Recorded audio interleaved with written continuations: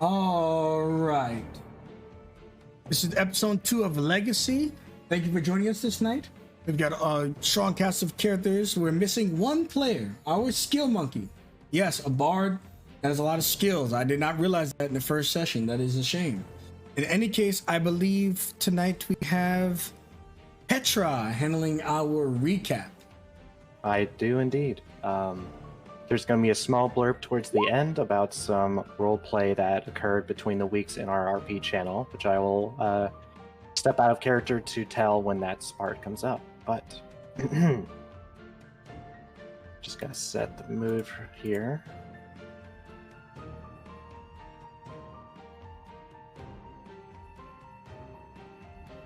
Her eyes see the still expression of her beautiful queen. Eyes agape, her body laying a few feet from her, the sensation of several sharp tools of pain and violence embedded into her body and scales. I have no use for weaklings. Blades rose, 7 arms wielding weapons of war rising upward in a dark silhouette that belonged to an unfeeling, toying words of a merciless usurper. But Petra's eyes would open, finding herself in a tavern cast in flames. Knocked from the nightmare of the past, she rose to find the building aflame around her. Screams, fear, agony.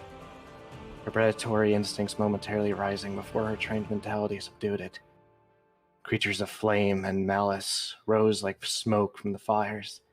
Impish and cruel, they sought only misery.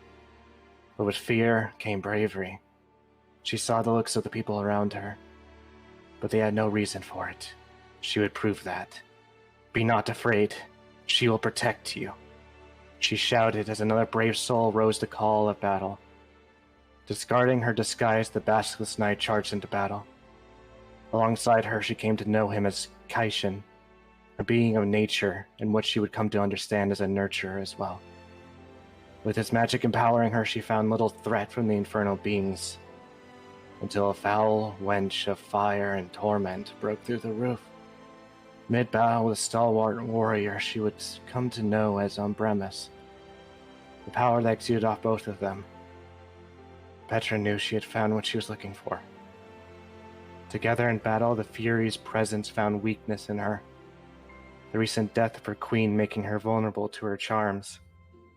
But even with that, the joint forces of the trio forced her to the second level, where a fourth figure, clad in steel and wielding a weapon she'd come to learn as a firearm, a device crafted of flame and smoke from the man of Korra. Her body was weak, but she had to fight, blow for blow, until Abremus forced to strike with her in the way. But she was a basilisk knight. She would endure. In their victory, she had been short-sighted. A creature chasing Korra had caught her blind side, the sting of flame sending her back into the nightmare of the past. Leave my realm. If my eyes lay upon your miserable hide again, I will turn them into nothing more than cattle for my lord. Then I will kill you when you beg for it to end. Covered in numerous wounds, her consciousness fading in and out. The looming silhouette of a serpent with a feminine torso, 7 arms with weapons in each hand. The pain subsided as her eyes opened to the sight of many leaves covering her wounds, closing and mending, burned and bruised. The creature she would come to know as Cheshrax, a guardian of the woodlands, had found his friend cradled in her coils from a devastating blow in the heat of battle. He had saved her and pulled her from the tormenting memory. There was little time. The closest humanoid saved, she was told she had to evacuate with the others. This is that when she would meet her first elven creature she had met. He did not trust her, but Abremus turned his blade to his neck and spoke so highly of her. Would risk such an act to betray this trust. She would dare not ever lose it, and she would gain the trust of the one known as Tram. They would head to the basement, where she would meet the one known as Declan, another creature she had not seen before. She is unsure if he is akin to those red dog-like creatures of the woods, a sense of cunning and knowledge in their eyes. That and the tail and the ears give her that impression. This ordeal must have been rather intense for him, for he was easily distracted with introductions. We would rush through the basement. Our fights together were clunky, attempting not to get into each other's way at first before we began to find a pattern to follow. Defeating invisible beasts and flying goblin-like creatures, we found ourselves out in the banks of a creek, where one final beast tried our mettle, thinking an easy meal, escaping from the onslaught left behind. We proved it otherwise. As Kaishin's magic fueled Petra, her size growing beyond what her blood could give her in normal amounts, awakening the legendary serpent blood. Its wings could not get him far as our might crushed upon his bones. This buzzard-like creature attempted to flee. Taking a javelin in hand, she could not help but see a vision on the horizon where the creature flew. The silhouette of a 7-armed she-demon, her hands holding the chains for people.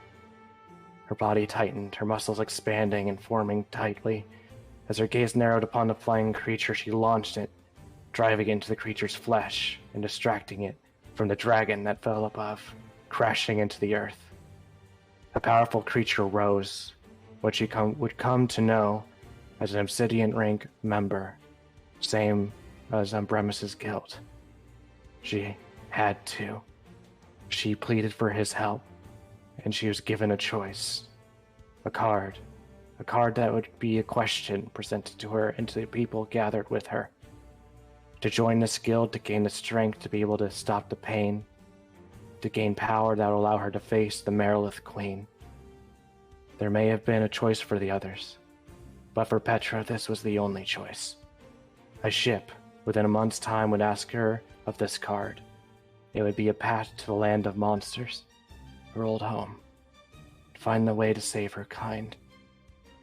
She must put her trust in these men as she has met. She feels this will be another challenge for her. She has only just met them, and there's tension. Stepping out of character for 1 second, this is going to be covering some of the RP chat channel work. Petra tries to keep herself away from the humanoids of the town. They look at her with fear, so she doesn't add to their plight. Declan has decided that her solitude should be shared. She has begun to think he is quite capable of kind things. It must be why Cheshrax and him are together. They are rather close, speaking so brazenly of one's capabilities to blow. But during this kind gesture, the one Akora had wished to share something with her. What he would call fireworks. Small orbs that contained a condensed flame is what she believed it is. This, however, only frustrated Tram, who expressed this concern passionately at us. The noise potentially frightening already tormented villagers, and she felt incredibly shameful. She had not intended for this, but she should have known better regardless. But this interaction told her, and that there was a lot of work to be done. All these men are capable of great things, but they must understand the importance of showing the best parts of their character. For what was asked is not just a bravery and skill of arms, but who you are as an individual.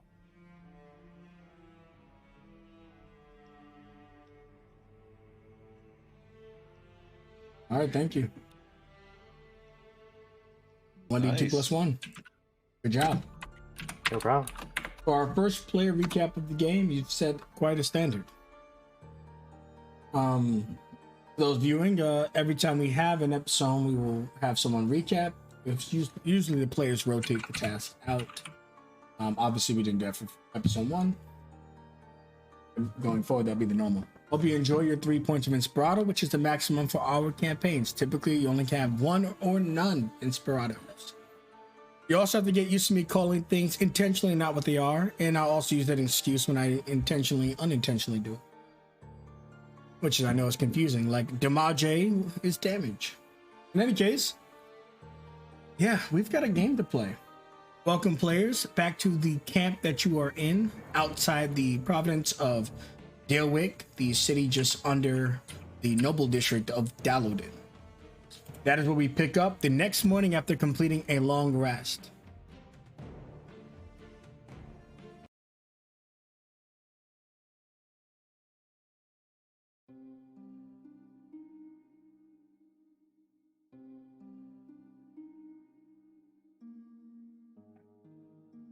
Give you a second to load in. You see that Cashin has gotten up really early and warned you, Shizarak, that these people need some type of thing to look forward to. And he intends to go around and play music. He tells you to stay with the others.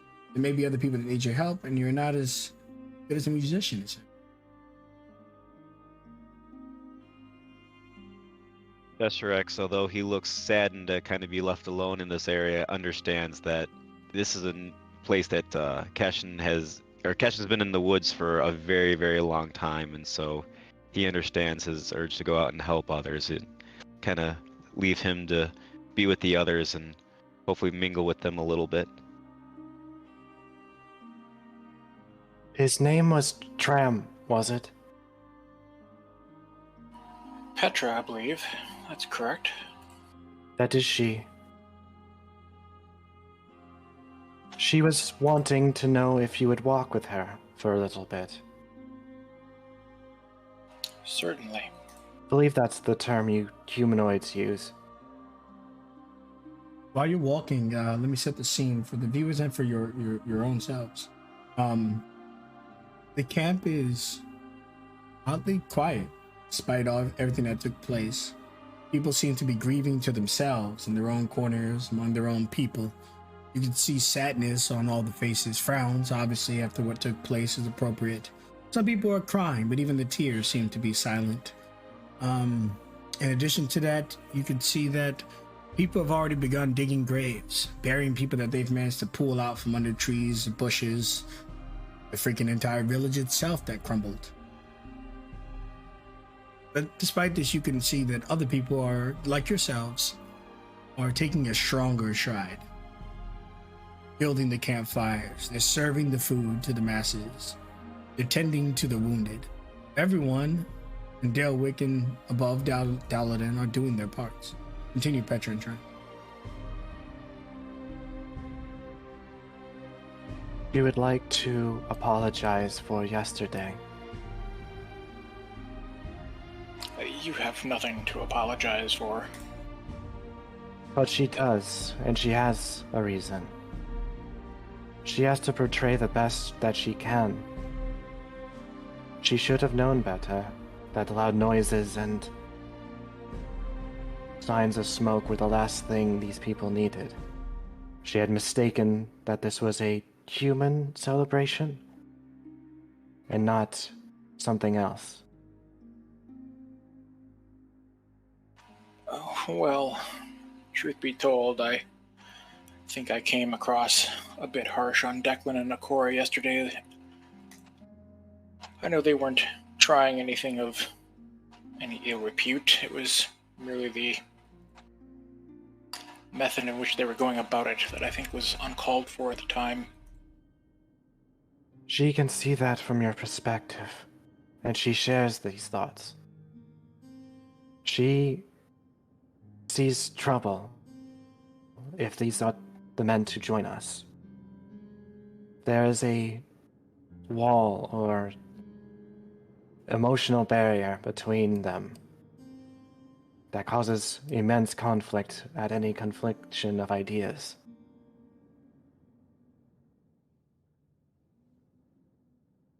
If we are to entrust each other, she hopes that she can spend more time bonding with all of you, if you would allow her.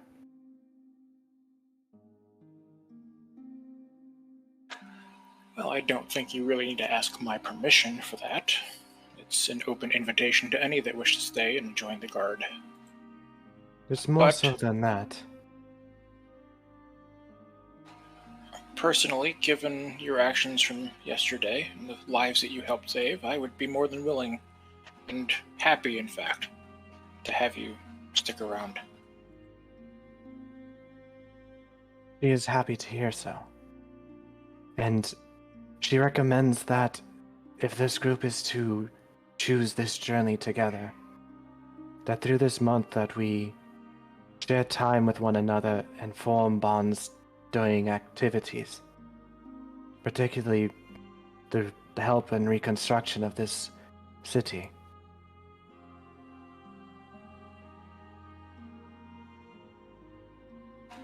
It's going to be a bumpy road for sure, but I'm willing to let the actions from yesterday during the day speak for themselves. I think Declan, Akora, Cheshirax, Kaishin, and yourself have earned a pretty good amount of respect in my eyes for the actions that you all partook in. And Petra recognizes your weight and your weight of honor, sir.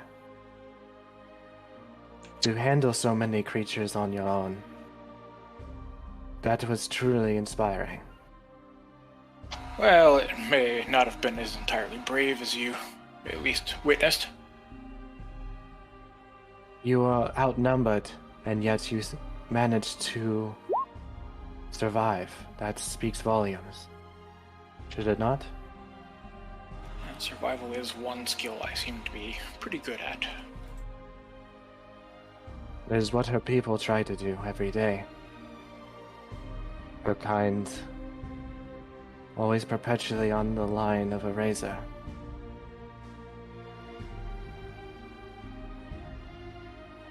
Tram hears that and kind of looks back at the people digging the graves and everything else, and just slowly nods his head, acknowledging. You would see that Declan is among those people. He's using mold earth and moving around the dirt. Why don't you describe exactly what you're up to, Declan? So yeah, he would see Petra and Dram kind of off in the distance, and he sees people grieving, and the people that have already been through enough. So this is a way he can ease that burden. So he tells them they can put their shovels away, and he can magically manipulate the earth to make the process a lot easier, at least physically.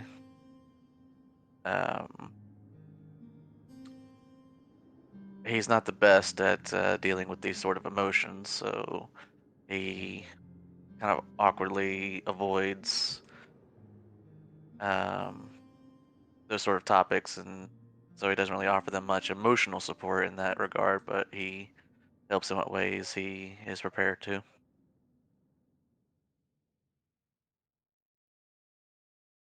Okay, you would see a noble lady, some commoners around you. She walks over to you quietly, carrying the child underneath a blanket. The young first. Okay. And he'll, with a gesture, the earth just kind of moves aside, making space for the child.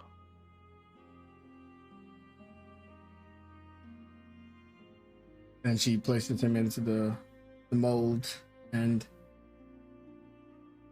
looks at you. I don't know who this boy was. Not my child. Maybe the parents have met the same fate.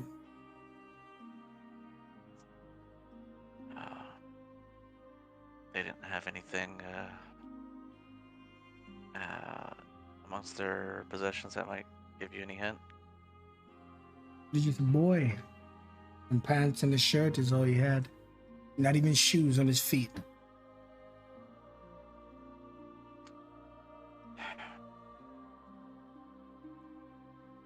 No one really deserves that.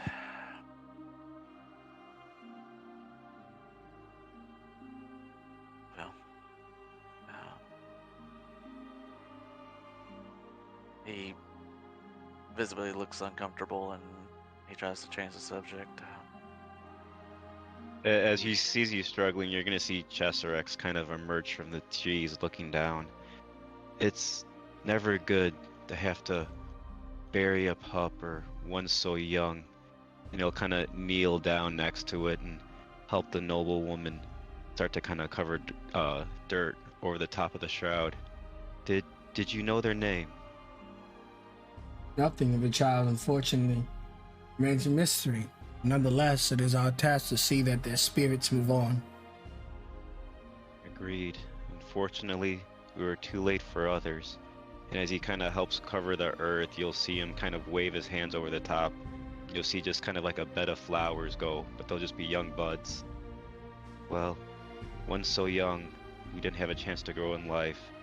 At least their tribute, their monument here, will have a chance to grow that they weren't able to achieve in life. You just see kind of like a bed of like buds just kind of ready to kind of emerge. Then some various people throw affections into some of the graves. For the boys, mostly flowers and small objects and toys that scattered about. You see a little girl who survived. She puts her doll down. He saved me. He pushed me, and the building came down his leg. He saved my life. He's gonna be okay, right? He's just sleeping down here? Huh? Mr. Catman?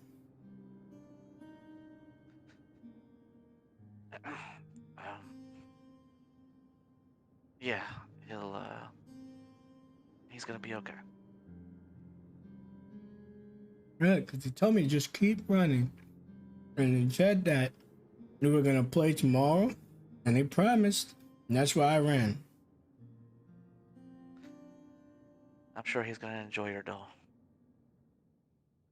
He smiles, and one of the ladies, presumably the parents, like grab the kid and, come on now, let's go, and walk away.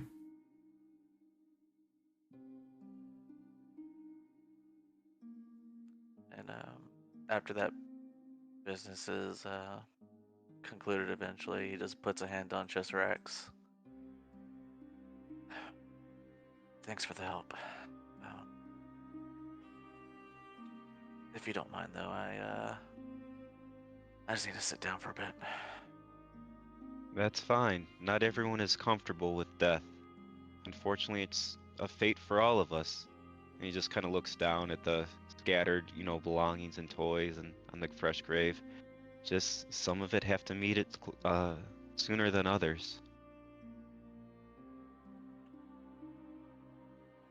You couldn't tell him the truth?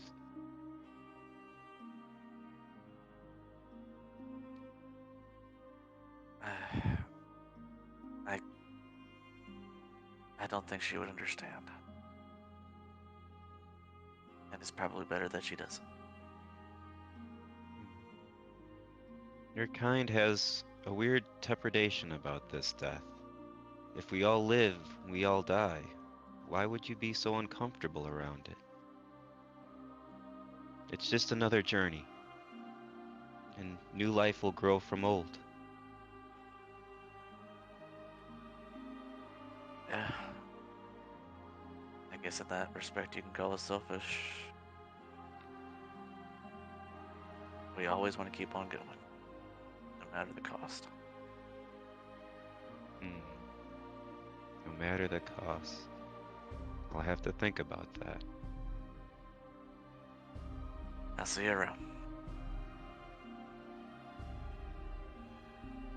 Akora, everyone else has gotten up to something. What are you doing so far? Are you just getting up? Are you heading out? What's going on?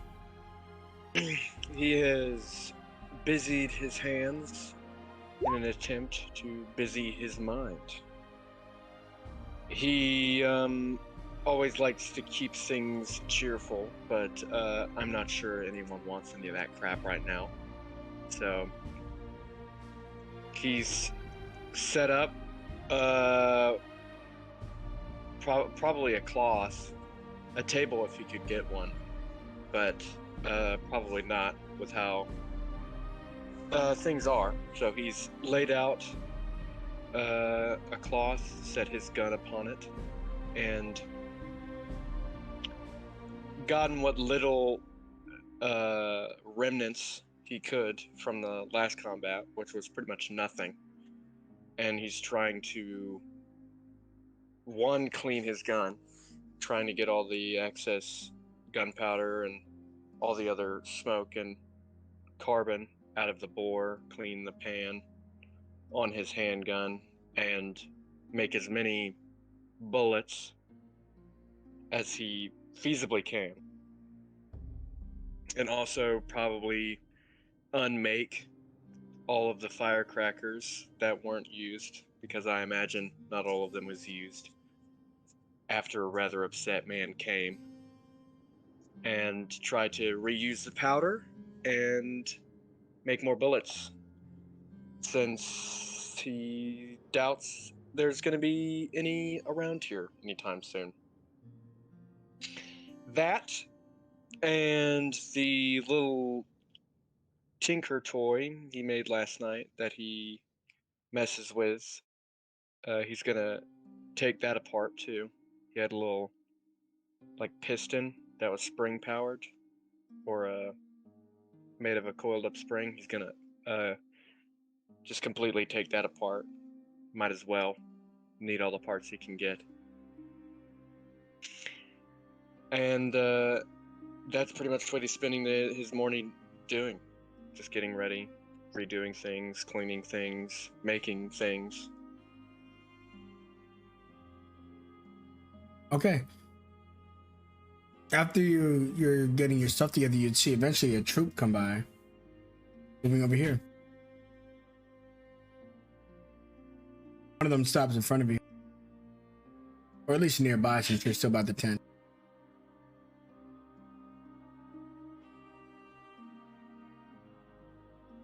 See this gentleman over here who looks pretty decadent in his armor, though the Day Knights, which are pretty famous to the area, equally look good. But this one's even further than them. He turns to you when you're messing with your gun, and he says to you, "Can you fight, soldier?" Yeah. Well, if you know anyone else, can you muster them? A lot of things need to be taken care of. Don't worry, we don't expect you to work for free. I'll get together everyone I can. We kind of dispersed in the morning, but I'll see who I can get together, I suppose. Whoever you can manage. Alrighty. He gives a little two-fingered salute.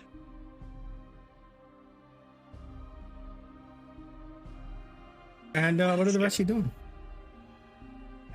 Petra had been watching as the young were buried, and she had commented to Bram eventually, to lose young is a tragedy, regardless of the species. And she kind of just begins moving forward after everyone kind of walked away. Well, not walk, but slither, but you get it. I don't get it. Would Tram recognize anything from the individuals that approached, either by what they wear, I think so. crest? All right. I think you'd be quite informed. I don't think it's a guess. I think you understand who this man is. Yeah, I think after speaking with Petra, Tram, and seeing Declan providing the support that he can, kind of struggling with it, was gonna come over and maybe try and form some form of apology, at least from the stern words that he gave him last night. But as he's walking over, he catches a sight of the warhorse and the individuals on it and just turns. His eyes just kind of go big, realizing who is approaching. And the rest of you, as the chorus beginning to get up to you, you can see the people flocking to this man on the horse. You can't really hear what he's saying because a lot of people are now kind of speaking up, and he just has his hands in the air, generally get the idea of like everyone remain calm or something along those lines. In any case, yeah, whenever you guys are ready. Big man with gold armor and shiny hair wants to talk to us. I would be careful about how you address that individual. I believe that's the prince. Oh, well, he's not my prince, so. She does not know Cheshire-X, but stand with her, just in case. We'll face it together. They should accept us. We're only here to help.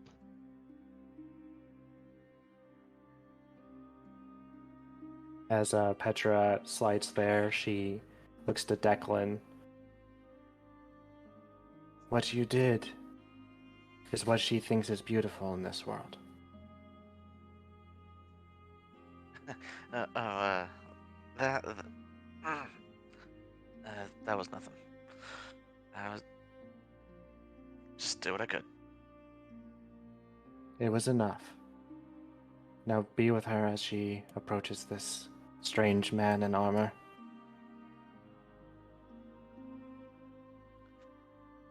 Always something to do. Tram approaches and he kneels down in the dirt.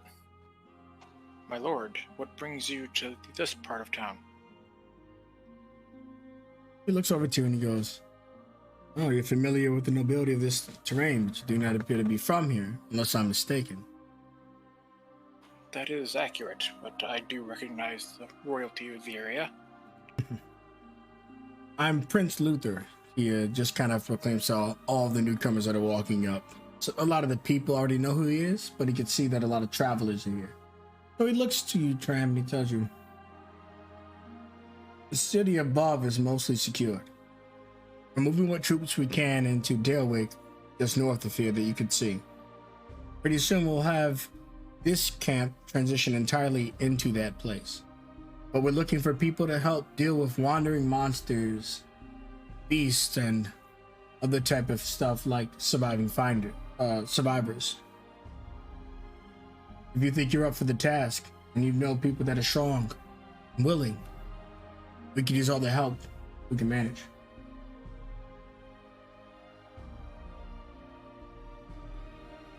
Sure.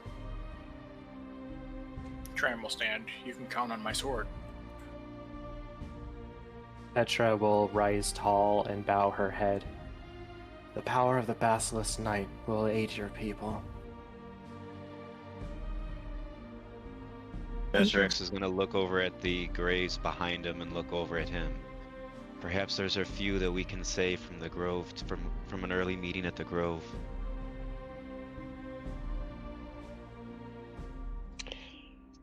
Man, everyone said yes way more fancy than I did. You're the direct type, Akora. I guess. So it'll just be the four of you then. Don't forget about me. And he just kind of sheepishly raises his hand a little bit. Ah, Kitsune. Yeah. Well, it's nice to have all of you in the fold. Though I will admit, I was intimidated by you when you walked up. He looks past you now, Declan, to Petra. I don't remember the last time I've seen a creature of your species. Is that a Lamaya? Her kind are known as Naga, dear lord. Naga? Huh? When I was a boy, I had seen a Naga. Or perhaps it was a Lamaya. In any case, welcome to our city. I hope that you've been treated well enough before, well, what occurred. We believe she earns the respect as it comes. She understands her kind are not looked upon fondly by all. It is her goal to change that mentality. That is a good outlook to have on life. We cannot always control how people see us. You, some may consider a monster. Others look at me as a selfish ruler. We're born into the lives we're born into. Despite what we want, we cannot change that. So we must make the best of it. Now, of course, it seems foolish for me to say that. All I've known was luxury. But still, the point stands. I didn't choose who my father was. It's just the way it happened. She understands this more than anyone, dear lord. No, it's okay. Luther is fine. Petra welcomes Luther. And I welcome you, Petra. Makes you feel any better, Petra.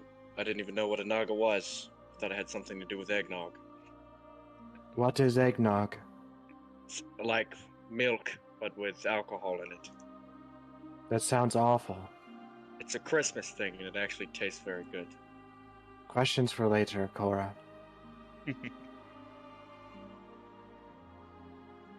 All right. The prince tells you. Now he goes to Tram, who was most official, and he tells you there's a church just on the other side of Dalewick. Missions and stuff are being gathered and compiled there. Things that are an outcry from the locals that need assisting for. That's your best place to start. You get as many of those done as you can. See with us before you head out of the city, and we'll get you paid. It will be done, my lord. Looks at the people and he addresses them. Do not worry. The Dane Knights will come down from Dallo'Don and stand stationed here overnight. We will look after our people, but we cannot be a nation without them. And the people are like very excited and happy to see the prince. Some of them are voicing their concerns. Some of them are still looking for others, and it's overwhelming. You could see that the prince now is kind of just swarmed with all this activity. You don't think you'll be able to reach out to him any further?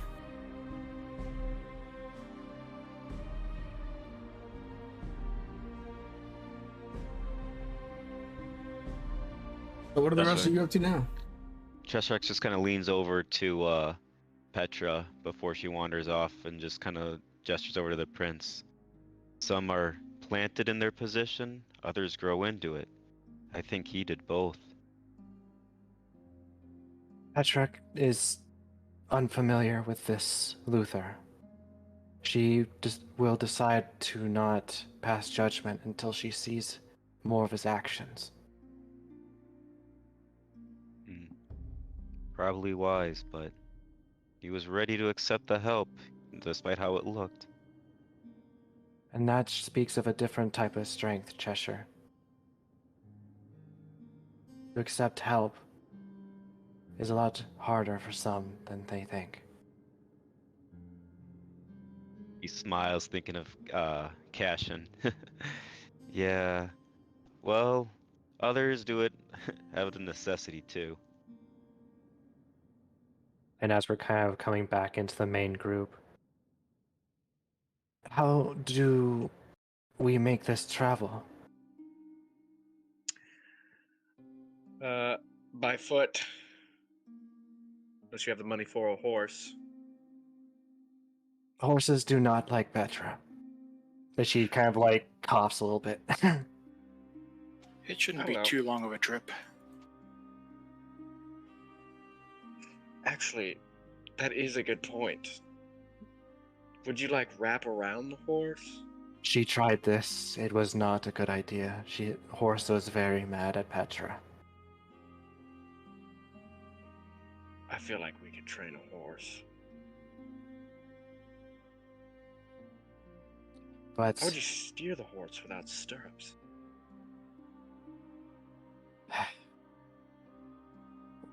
let us head to this church so that we may try and quell the misery further.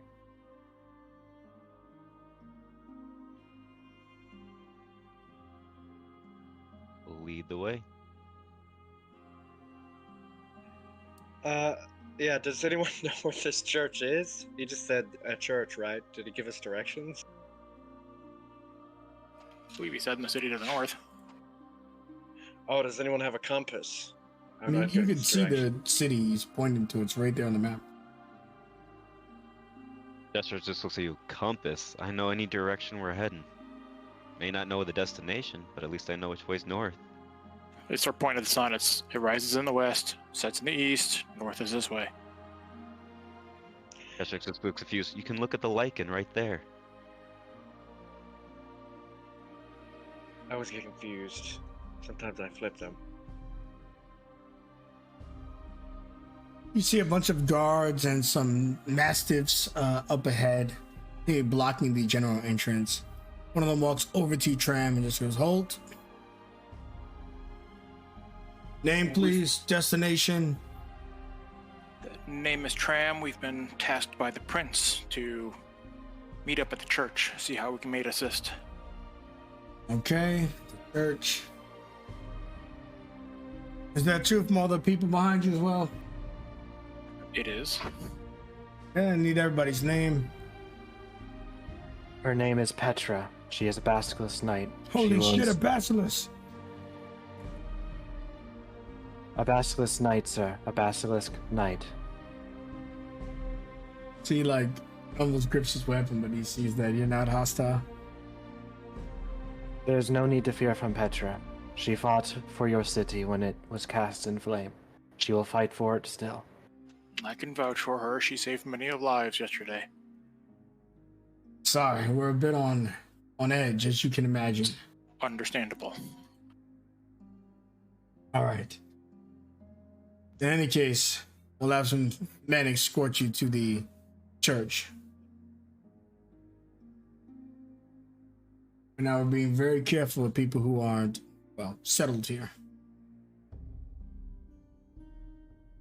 You see one of the guards grabs his dog up. So, wait, follow me. I'll take you there.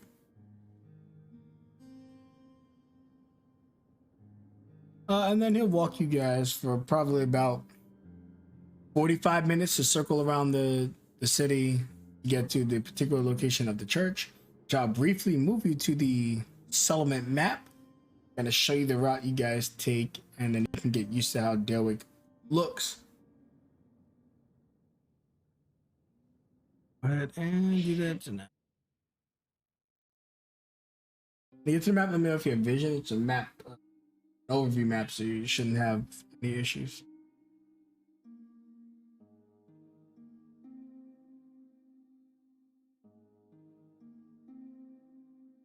I might need to turn off the lighting. Can you guys see or no? Yep. Weird kid Good. in here. It's like... All right, excellent. So they would take you all the way around. You can assume that there's a lot of mess here. We saw on the other map that this wall was kind of destroyed.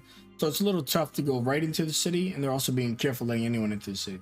So the guard will route you around this way. Take about 45 minutes to get you to the church, which sits just outside the northern entrance to the town. Upon arriving at the church, the guard would just kind of nod to you, tell you good luck, and you all would just be on your own.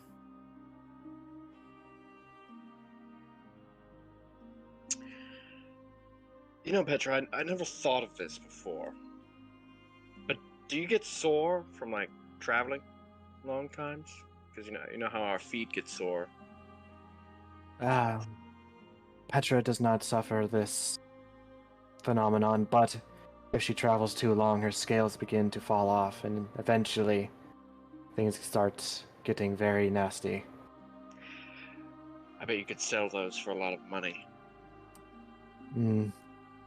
Feels strange. Oh, definitely. That's probably why people would buy more of them. Her scales aren't worth anything on their own. It's not about the worth, it's their origin. That's a very disturbing idea, and also very accurate. There's weird people out there. Humanoids are very bizarre creatures, indeed. Agreed. Not that I would know anything about that. But you came up with it, did you not? No, it's not originally my idea. You are the Making money first off one of those Petra has people. heard this idea from. Listen, it's my idea to make money off them, not participate, okay? When you knock on the door, Tram, eventually you hear a voice inside. You can kind of hear him before he speaks. He just gets up, starts moving things around. Come in. The house of God is open to everyone. No need to knock. Much appreciated. Figured given recent circumstances, might be worth the effort. Due to recent circumstances, even more of a reason to have an open door policy. In any case, I am Father Window. Nice to meet you all. See a dark-skinned elven man, very old for his age, and if you know how slow elves age, this man has seen many, many years. He's got a nice golden staff in his hands, and he just does a slight bow as each of you come up. And here is how he looks in full.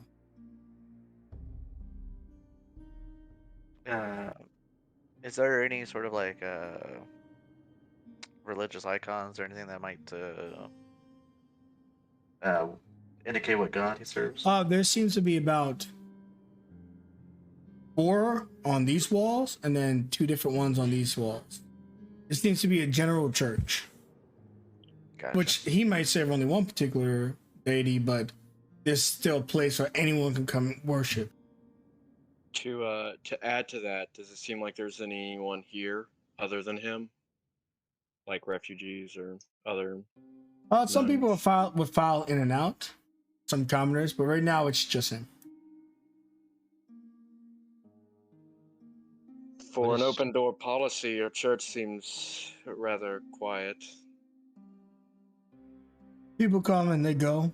I'm sure you'll come and you'll go as well. Not a place people hang out for a long time.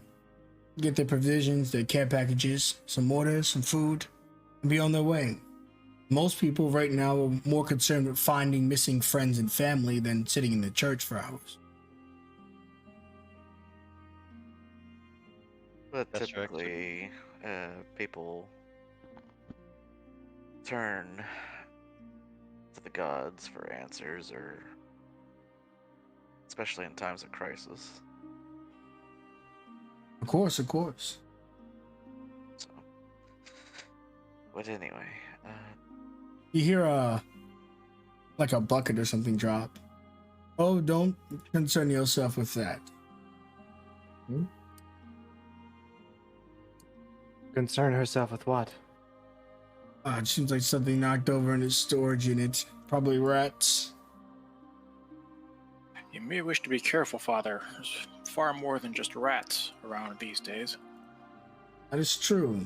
It's very true. In any case, you don't look like the typical people that came here to praise whatever lord you serve. You look like warriors, at least some of you. Others presumably casters of some kind. So you're here for missions to help the people out. We are.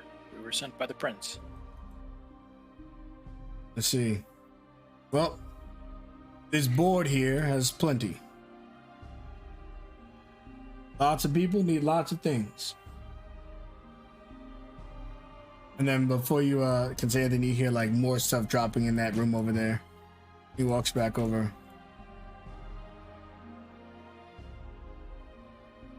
I kind of hang behind him, just leery of what it might be. If it's rats, maybe I could talk to them. I'm sure it's fine. Perhaps I can check on it for you, Father. It won't be necessary.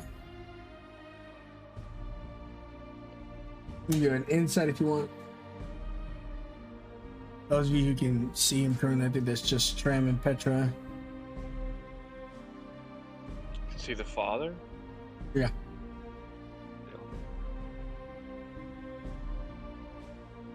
Yeah, I mean, he looks uneasy, but the Ashen Storm hit the city yesterday.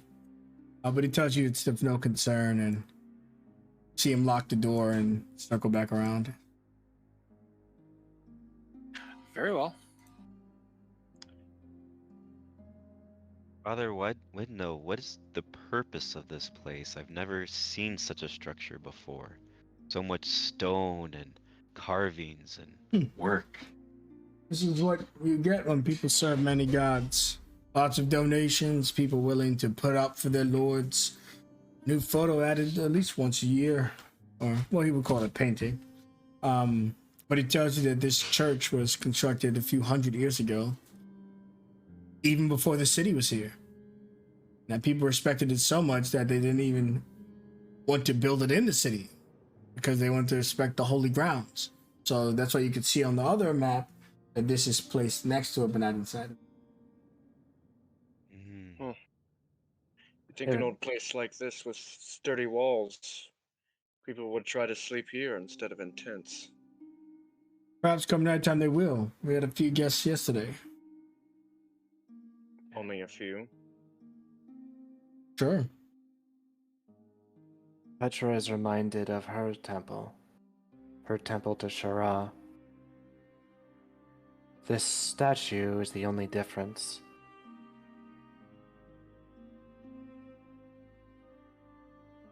And do you say that out loud, or? Yeah. He tells you, this statue is of no god. It's of a warrior. Believed to be the person that first built this church. He's got a holy symbol fastened to his belt. What's the shape of the symbol? Looks like an Ouroboros. Like two snakes. Oh. It's like her eyes narrow a bit. Lord Ouroboros? Oh, are you familiar with this symbol? She knows the blood of a powerful serpent that under the name of Ouroboros shares a symbol akin to that. I see. Very interesting. In any case, I inherited this place, maybe 200 years ago. When it's something that far back, it's hard to remember exact. Petra, what was the name that you mentioned? Ouroboros? No, before that. Shara. Shara. Oh, okay. Shara was the deity of her people. I see. And his eyes just kind of glaze over as he looks off in the distance a bit. When you do, you can hear a banging on that door he locked. Like someone like just beating against the door. Surely that is no rat. He stands up, but he didn't say anything. You walk over. Professor X follows. I knock on the door. Hello? Father? I don't. Is that you, Father? No, Father is in the other room. Your Father Wino looks to Declan and Nakora. And just looks down to the floor. And Going on? he says to you, this house, as your friend here in armor has judged, is open to all. Many people stay here. Anyone seeking refuge is allowed in this house. Anyone. They're under the protection of me, the deities, and the church.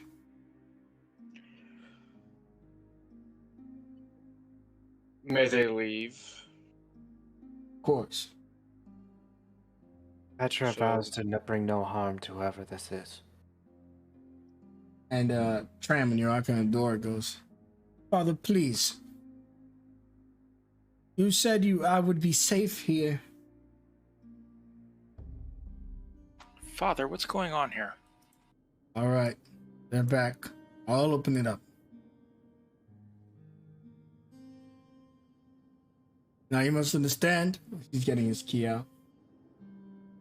What I just said is true. Anyone seeking refuge has a home here. And he opens the door.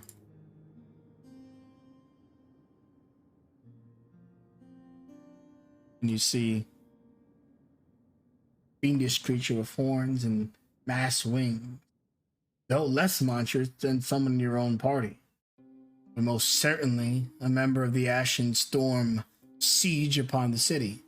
She appears to be injured, a massive tear in her wing, some cuts and bruises, and quite tired and exhausted. Father, you should stay back. This creature is playing with your mind. No.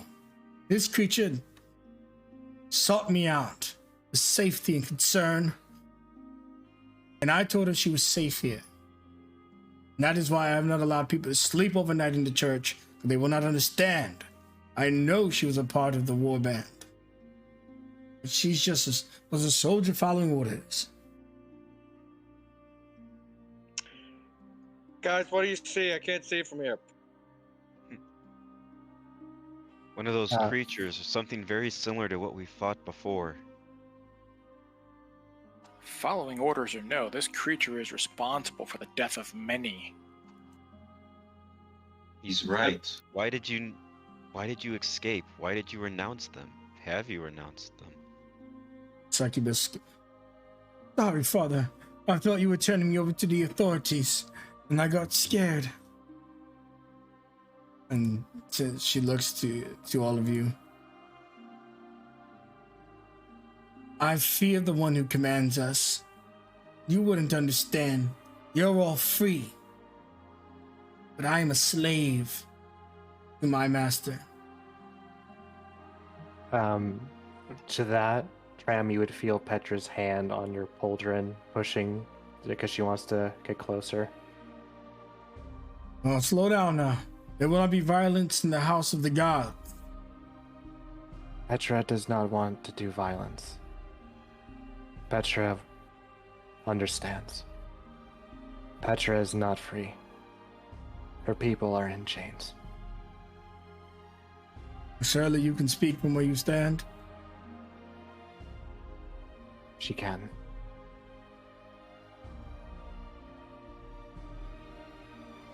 The succubus looks at you, eyeing you keenly. He gets into a poised position to presenting her claws in order to prepare for a fight. She doesn't look like in any condition to take you all, let alone the entire party, but she will certainly try. Of course, that may not be your intent, but she's outnumbered, injured, and afraid.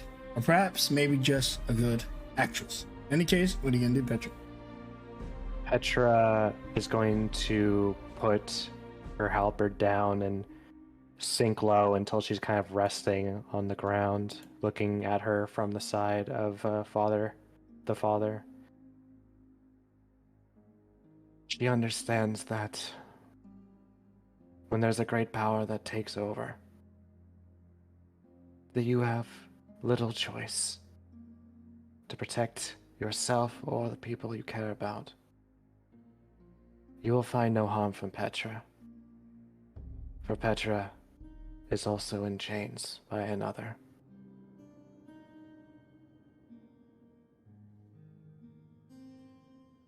Okay. I didn't choose this path. And I have claimed many lives. What this knight there said is true. But I watched people just like him cut down people like mine even before we sieged this place. We're hunted on sight. For being different. I can tell you understand that, Petra. Many have experienced the worst of her kind, and believe all of her to be evil, without just cause. But she has put in the work to change this mindset, to change what they see. And she will not disrespect the Father in his request. But she hopes that we can come together. But that's what makes you different, Petra. Despite your chains and despite your master, you choose to fight for good. You choose to save lives. This one still takes lives. I believe she believes that is up to her now.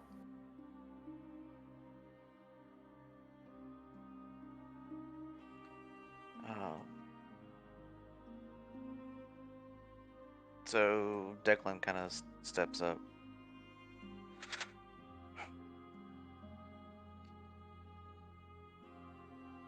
What assurances can you give us that you don't have the Father here under your control as it is? Give me an insight when you ask her that. Anyone proficient can use this moment to insight as well. Insight's not his strong suit, but let's see what the dice roll. Do you want a point of inspiration?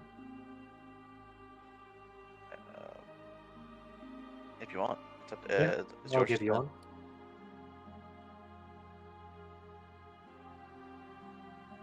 Good thing too. You could see kind of understanding that you know what type of creature she is by bringing up the fact that whether her father's under the magic or not, you can kind of see like a wince really briefly in her face. It's hard to pick up on, but she goes back to her normal demeanor she's presented, which is helpless, and she tells you, "I can assure you, I have no such power, not anymore. Not since I've left the Fire Lady, my fiery queen." I know your tricks because I implement them myself.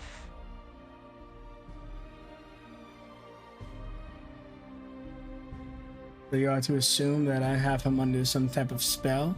Surely you know, if you are inclined to know magic, someone amongst you has dispel magic. such a spell would save him,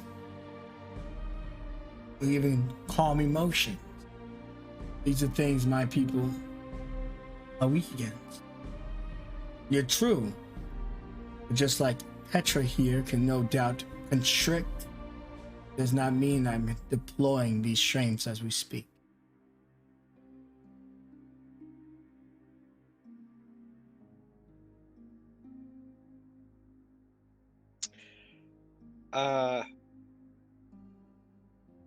I don't want to be that guy, but I wasn't really listening when Lutheran told us what mission we're going on. I just heard we're going to a church. Well, what are we doing exactly?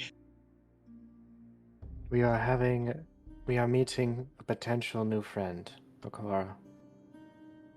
Well, Yeah, but what does Lutheran want us to do here? Not now, Akora. The grown-ups are talking. You were incredibly unhelpful. Why don't you go check the board? I believe those will be the next missions we may be taking. All right, well, you guys have fun with your new friend, I guess.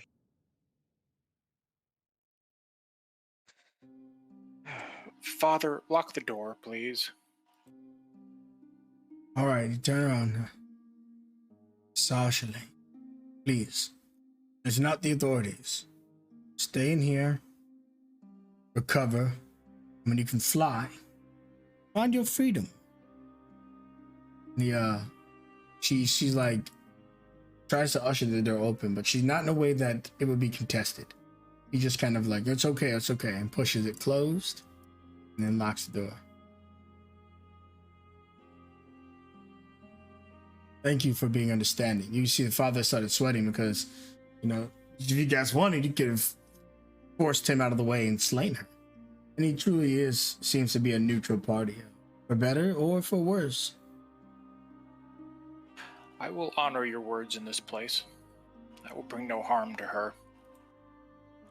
All I ask. Father Widnow, did she tell you who hurt her like this? Was it her former allies, or was it those defending the city? She said that it was soldiers, that she was forced into a fight with them, even if she didn't want to fight.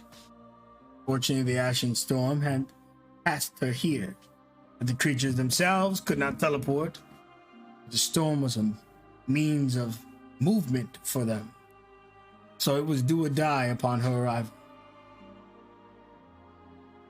So I believe it was soldiers. If she's killed one or many, I could not say, nor did I act to ask. I'm one who listens to the concerns of others and respond.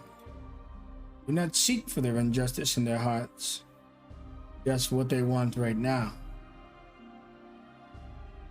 Perhaps it is hard for some to understand what true neutrality means.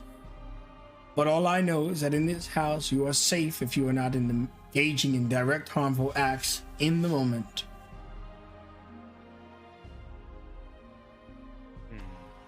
While I can appreciate your empathy, and I will keep my word, you still need to turn her into the authority. If nothing else, if they find that you are harboring a creature such as this, they will keep no such word. I fear that you may be right. It is my task to report such findings to the authorities.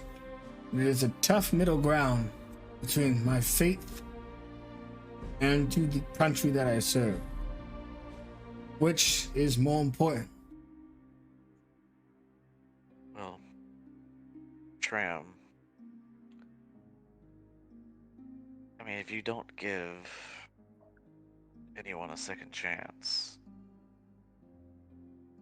then just think if it was Petra in there.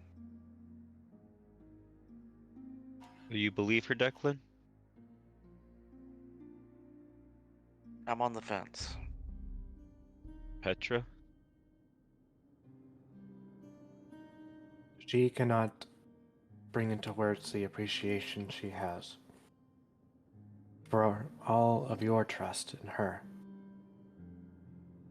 She has always meant or done her best to present the best of her people.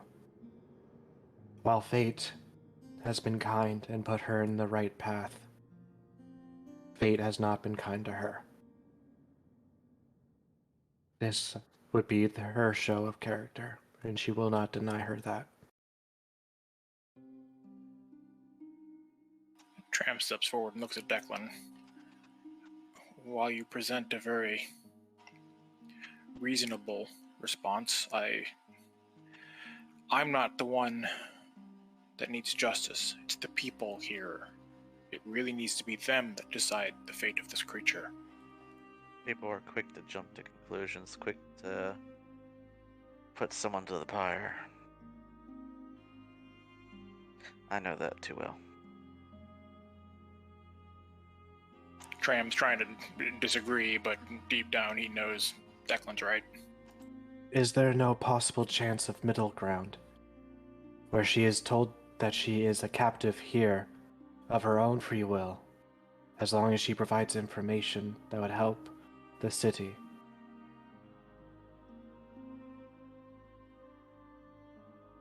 So that she may both keep her life and give back to those that she took from. Her death would give them nothing. Then you just turn her into a prisoner of war. You give people a source of information, you think they'll give that up? She does not know. She does not know your people. Well, I know people in power. And our alternative is to set her free, and she returns to her people and gives them information about us, and our defenses, and our situation. Are you willing to risk that? Why don't we present this choice to her? While you are talking, before you go back, of course, you would be over here. You would see some of the missions. Issue 1, you can read aloud. There's a few posted here, so don't just see the first one and think that's what we're doing today. You've got a few options for consideration, but we'll get to those naturally instead of issuing them all at once as we're here.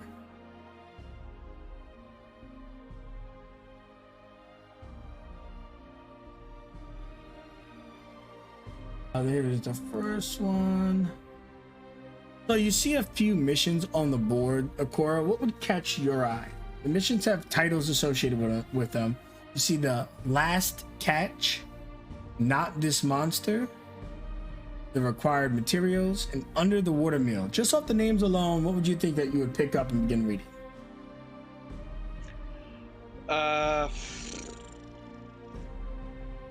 Not this monster. That sounds kind of intriguing. Sure.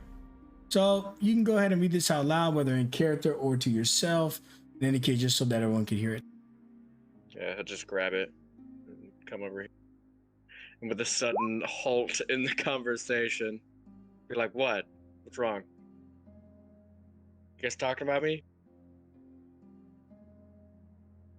Is it about the scale thing? No.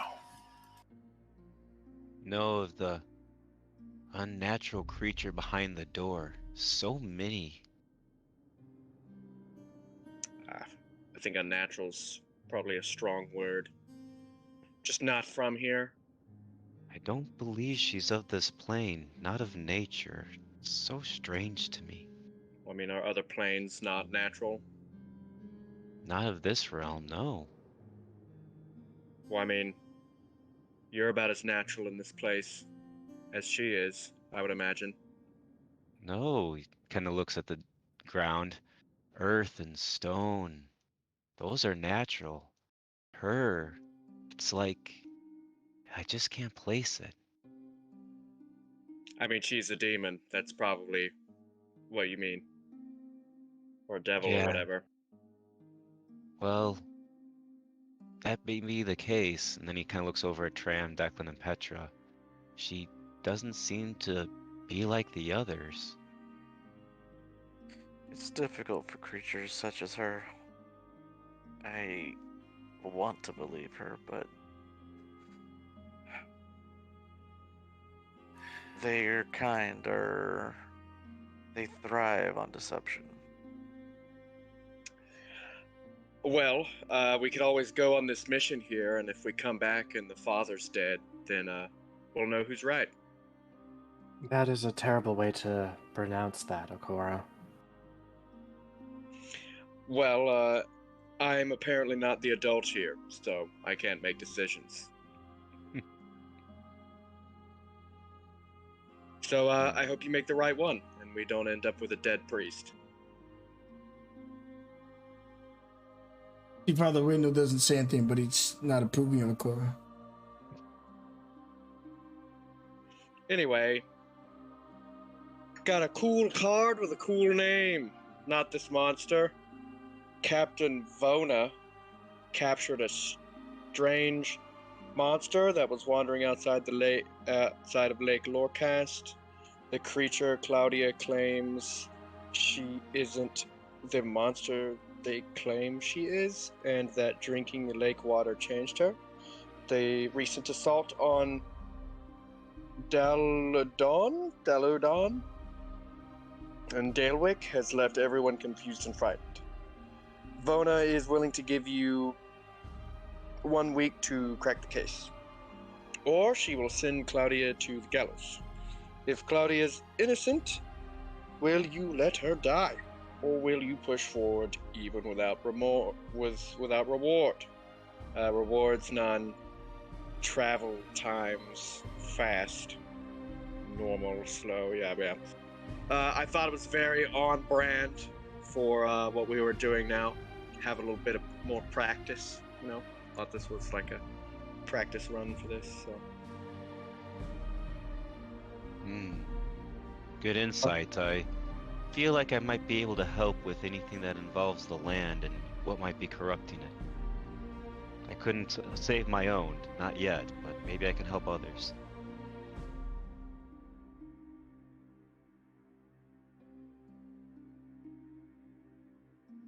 Tram sighs. Father, this creature is in your charge. It's true. I believe that means the final decision is truly up to you. I would encourage you to turn her into the authorities, but the final decision on the matter is yours to make. If anything does happen, if this creature were to escape and any harm were to fall to any of the people of this town, yourself included, it will be hunted down and it will be terminated. That is appropriate measure to take if that were to come to pass. Right now, I cannot dictate her future if she's truly no longer wrapped up with this lord she supposedly was a slave to. In any case, I'll speak with the fellowmen of the clergy of nearby settlements. Some that sometimes rotate through here and service these very grounds. And if necessary, we'll bring up to the noble house, Dallo'Don. I'll do that before we release her into the wilds. Now, Before we leave, could I talk to her one last time? absolutely. You don't take offense to me holding on to this key. I'll open the door for you.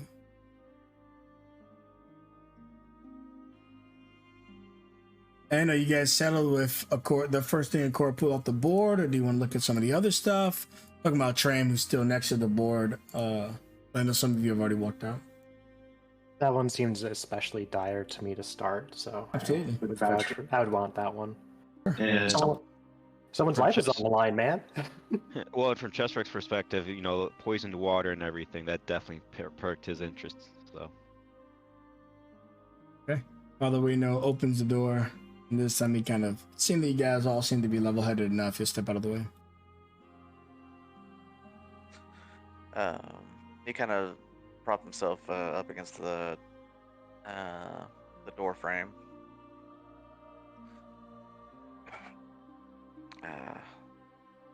My name's Declan. I don't think we were ever given your name, or at least a name you like to go by. Have given me many names, but you may just call me Shay. Short for my real name. Well, Shay, what's once you do get out of here, what's next for you? I'm unsure. Perhaps I will go to the seventh sky where other monsters like me roam and settle down without someone commanding my every breath I take. Maybe I'll fly and see what this world offers, and if it's different from the hellscape that I came from. I'll be free. That's what I'll do. I'll live up the freedom. I don't have any objective yet. I don't even know what this world has to offer, save for cities, towns, and wild stock that they hold in cages. This is a new life, a new experience for me. But no, I don't intend to leave and murder. Need another insight?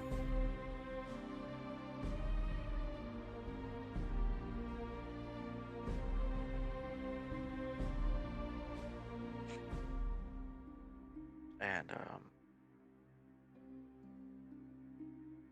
It's hard to tell. It's 50-50. You need to go with your gut feeling on this, whether you think she's lying to you or if she's being honest. And I say that because you understand the type of creature she is. So even with your insight, which is a bit higher than average, it's really tough to trust a creature that's entire thing is deception.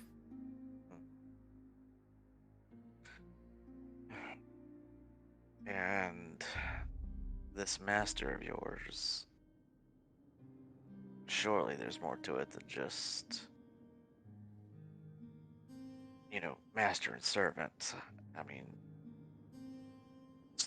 surely there's some sort of bond forcing your allegiance. Sometimes the only bond needed to force allegiance is strength. Any king and prince can subdue the common folk through arms alone. There's not always magic that lingers for control, but merely a word spoken from someone in a place of authority can force even honest people into dark lives.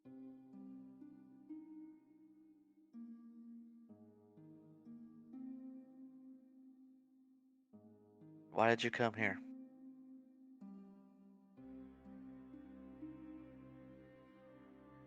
I was chosen, among many others, to participate in the Ashen Storm.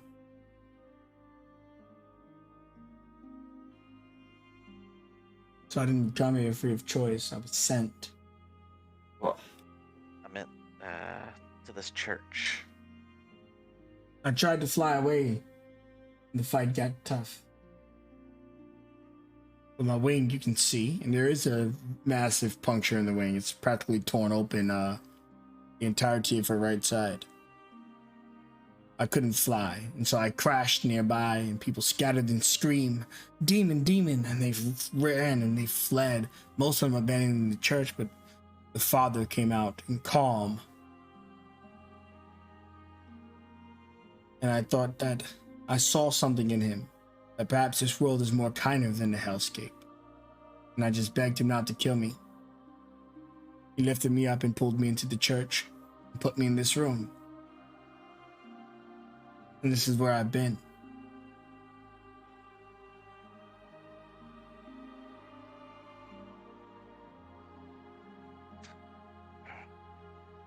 All right. Father would See. confirm. He would if you look at him or anything, he would just nod like that's what happened pretty much. So you would see Chester X kind of squeeze past Declan, and he'll kind of kneel next to Che.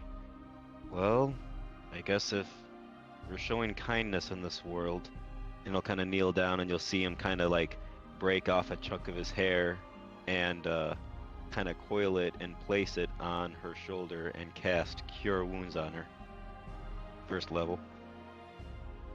Okay, I think it's Cure Wounds just don't work on constructs and undead, right? It would still work on Fiend, right?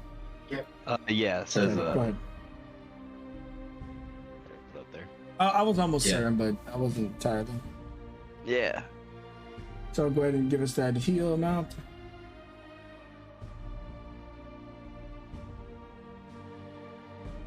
Okay, cool. So And it'll just be like, Well, if you're gonna try and experience the kindness of this world, at least let me try and assist it. You heal her, and you can see an immediate relief of some of the more recent wounds, some of the scars and cuts clearing up, though the wing is still ruptured well enough to prevent flight. But she appreciates you. Here's a little bit of the kindness of the world. Don't misuse it. And your name? Tesserex. Chesarax? Yes. I speak for the trees. He whispers. Chesarax. And I'll just turn around and look at Declan. I can't read these people from these different planes. I hope you're right.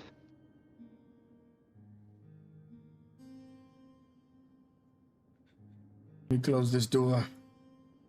They get you where you need to be soon enough.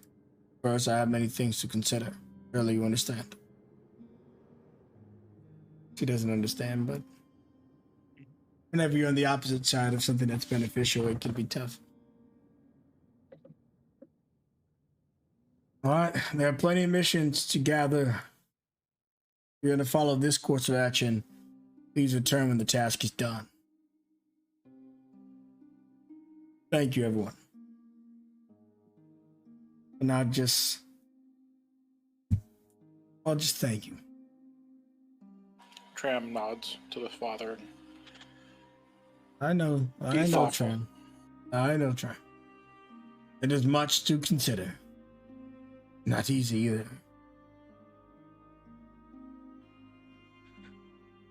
Stay safe. Would know. I've lived a long time. My days are numbered, but not too soon. Not too soon.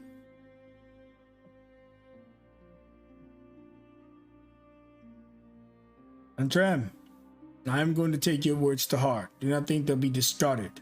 I may yet turn her over to the authorities. And I may not. In the meantime, please, afford me that opportunity, as you said, to make it be my choice.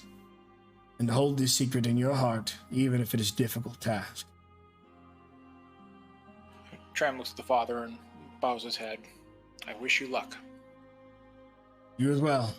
He closes the door. And you know, those windows and stuff, you can see goes right back to the praying stuff.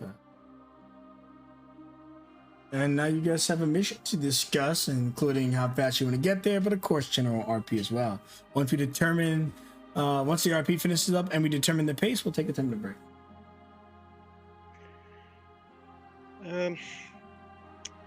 I've come to realize, Petra, that the right thing is much more clear than it seems. So, you usually know what's right and wrong. That creature had her choice, and I honestly think that it made the right one. It did not consciously choose to be evil. Just as Lutheran was born into his privilege, I imagine that devil was born into her misfortune. You both made choices, and for now, I think they're both correct. But Petra knows better to accept them at face value. She will take responsibility here if she is wrong. Well, I hope you're right, because if you're wrong, well, that makes me an asshole. And I think everybody else here, too. Well, there's a lot of people putting faith in her. Myself included. I'm putting my faith in the father to make the right choice. What was this mission you picked from the board, Agora? Pretty much the same thing as we're doing here. There's this woman that drank of poisoned lake, turned her into a monster.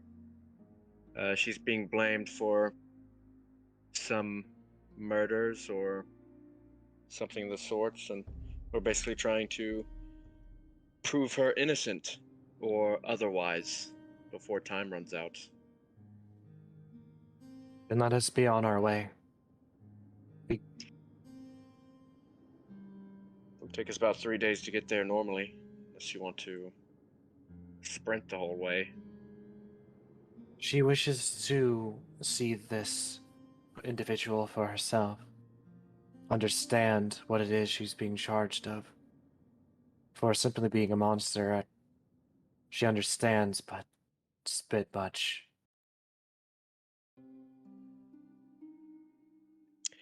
So are we sprinting, or are we just going at a normal pace? We're I gonna think- visit the jail first, which is in town, I think.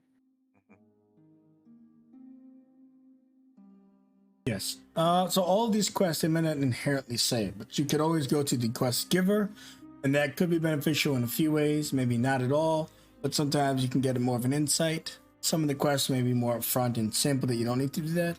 But in this case, you can just go set out on the quest that Captain Vana has issued on the bulletin board, or you can go to the jailhouse, speak to Claudia or Captain Vana for additional information.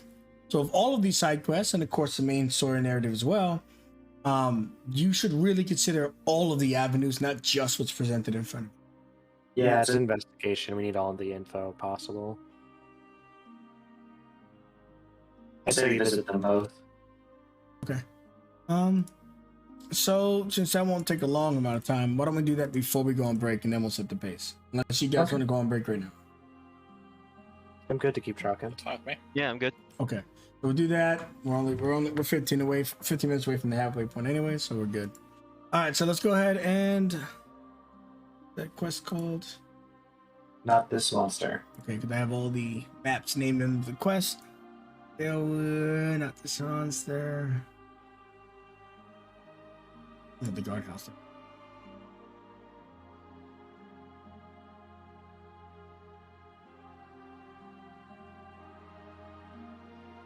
Okay, moving you there now. When you get there, of course, let me know if you have vision or not.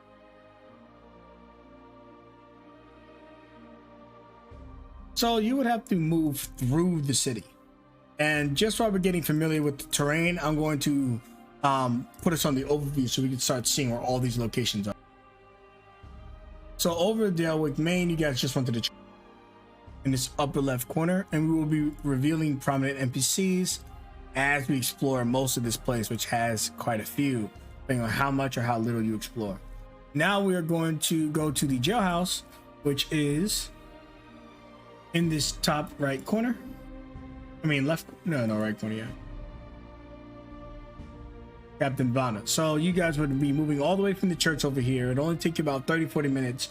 Some of the guards would address you same way the first time, but they wouldn't stop you. They see you've got the mission post, and you would make your way to Captain Vana. The city again is in shambles, and I'll leave the rest of how bad or how good it is to your imaginations. In any case, when you do roll up to the jailhouse, you see Captain Vana's actually out front, sitting in a chair, just kind of rocking back and forward and smoking.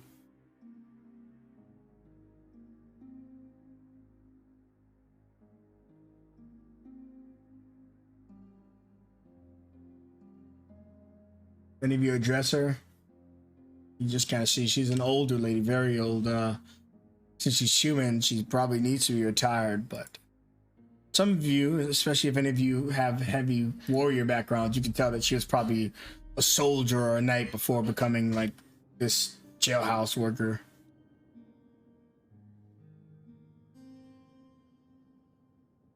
As you walk up, she takes the initiative. Unlike the fathers, she seems to be a bit more on the active side on things. Can I help you?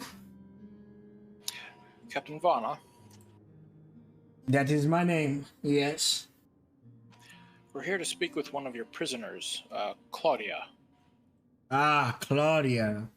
An interesting case that one is. Yes, it You seems there's a strange claim that she drank from a lake, and she's not a creature that everyone claims her to be. Well, she appears to be a monster, I suppose, but looks can be deceiving. You do have a Naga in your own party. She is Petra, Captain Vana. And it's nice to meet you, Petra. I suppose my point is that maybe she is a monster, maybe she isn't. Her actions are important, but she appears to be quite aggressive at times. She even bit one of my guard's fingers off. But she also blames the aggression onto whatever happened to her. Follow me. We can be more productive by advancing as we speak. Walking and talking is a thing, you know. She opens the door, waves down the guard, just kind of motioning him to open another door, which opens this door up here. What was the guard doing to her? Trying to put her in the damn cell. Where she belongs until we can figure out her case.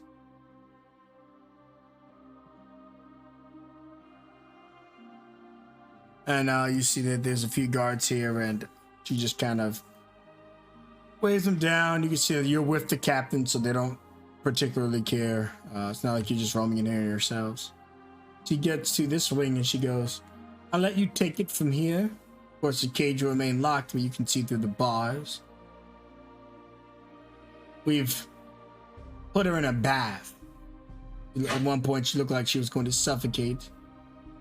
Or is it drown? I don't know. What happens to fish out of water? Suffocation, right? Yeah. She's a fish. Fish potion. Something like that. What was her crime? So you can see him open it up. Well, she bit a few people and she trying to drown a few others. People ran away afraid, and she blames it on some type of inability to quell this endless hunger. In fact, we feed him far more than we feed any other prisoner. You can see when you walk over here, this being, and she just has a very strange presence. And of course, we live in a magical world where we have a Naga and mistakenly Kitsune and Dryad in the party, but there's something different about this. And Tram, you invoking your sense, when you walk upon this creature, you can definitely sense some type of undead being. You know, she just looks like a fish. But she looks at you all with this split running in her mouth. When she speaks, her chest, her upper chest opens too, as normal as one's lips part. Are you here to take me to the gallows? Not yet. Boy. Petra is here to see who she really is. She understands her plight to an extent. It seems monsters are already free, but I am caged. I was drinking by Lake Lorecast, a few days' march from here. When I changed, I turned into this thing. First, I thought I was a mermaid. My fins grew in and my tail formed. But they're not from the stories I've been told. I got hungry. Teeth. And her chest opens up and you can see, like a mouth, that there are teeth running in this open chest part, enough to swallow a halfling whole, or begin chewing down on a larger creature like a snake would, slowly getting into its belly. I ate, and before I knew it, I had killed some people. Then the guards apprehended me, and I was escaping the Ashen Storm hit. But this isn't who I am. This is what I've become. I've become a monster of the sea. And I don't know what to do with me. But I don't want to die. I suspect that that's a natural response for most creatures. But I can admit, in all honesty, that even now as we speak, I want to eat you. Gosh, this isn't making a good case for me at all. No. I don't want to be this monster. I want to be myself. I want to eat you, but I do not want to eat you. I don't know what I am, who I am. Who were you? A girl, as you could imagine, a commoner by most standards and noble by others. A person, not some demonic, flesh-rotting fish thing, but a beautiful lady. Have you any family, friends, someone that would know you? Since the Ashen Storm hit, who's to say? Might be helpful if you could provide us a few names. Maybe we could bring someone here to identify you, someone that can validate you are who you claim to be. My brother. But he's not here. He traveled far outside the city. We were stationed near Lord Cass. Did she drink directly from the water? Yes, she did. And if you mean she, then me, yes. Petra will kind of narrow her eyes looking at the creature, this idea kind of forming in her head.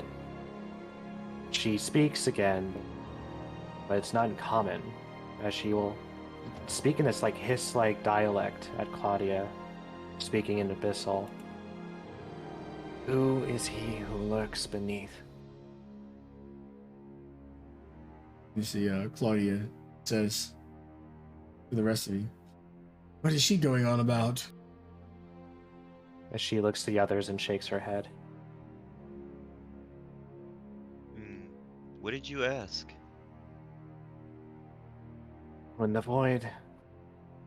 you look into the void, sometimes it looks back. And so Keshin would kind of like ponder a little bit, and he would try his own kind of asking, can you tell us how you became this way? Is there anything calling to you underneath all this?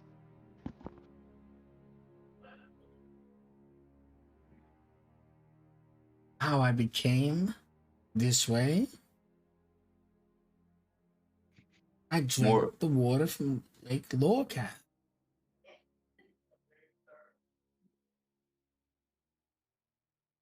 But is the nature of this water, where it came from? Well, I mean, it came from the lake. But listen, I'm not trying to be a smartass, or maybe I am. I don't have much control of my impulses. But if it didn't look like normal water, I probably wouldn't have drank it.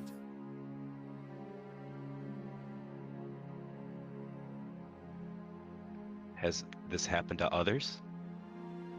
Not as far as I know. I was too busy eating anyone that came near me.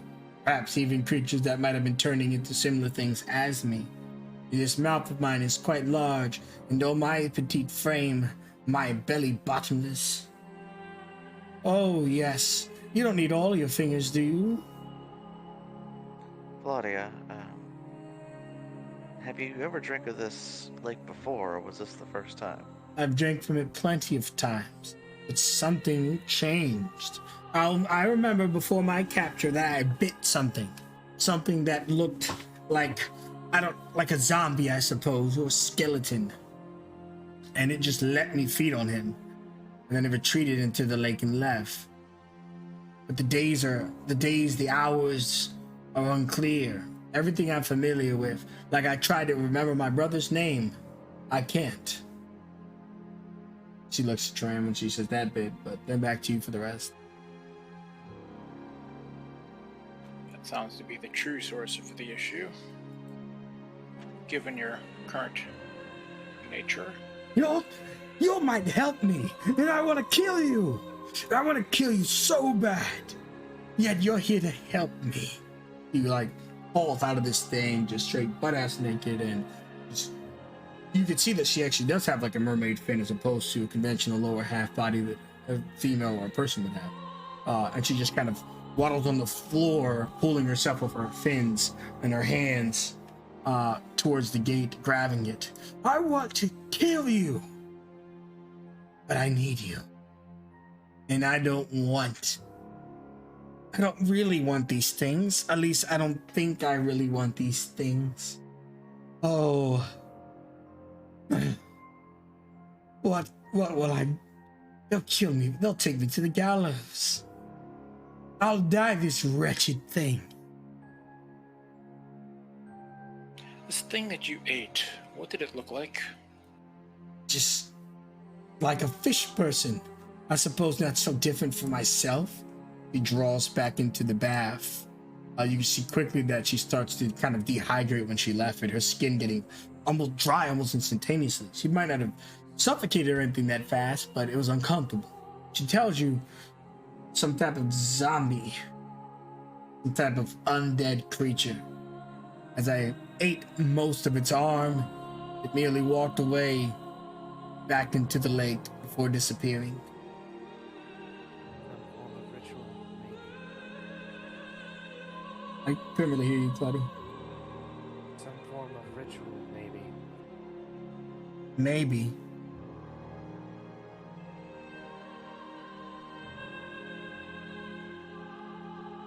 She will do Maybe. what she can. She believes going to this lake will answer the questions we all have. Is there anything there that she would wish to tell us, to find? If you swim to the bottom of the lake, there's a door. I did not manage to get through the door. I mean, I might have gotten through it. But then I saw that creature go beyond it. In moments, just like now, I had my mind to myself. There were other moments where I didn't. And I suspect most of those moments happened whenever I neared that door. But there is a door at the bottom of the lake. I'd imagine, like any door, it leads somewhere. Now please, you can shed your skin, right? At least leave me your dirty layer and keep a fresh, clean one for yourself. Like beef jerky. Oh, Petra, remember the scale thing? God, money. She deserves better than that. Keep to yourself, Claudia. The guard look at Tram. You believe this proper crap? We should just throw the spear right through her heart. She's a monster, this one. Who's to say she ever was a person?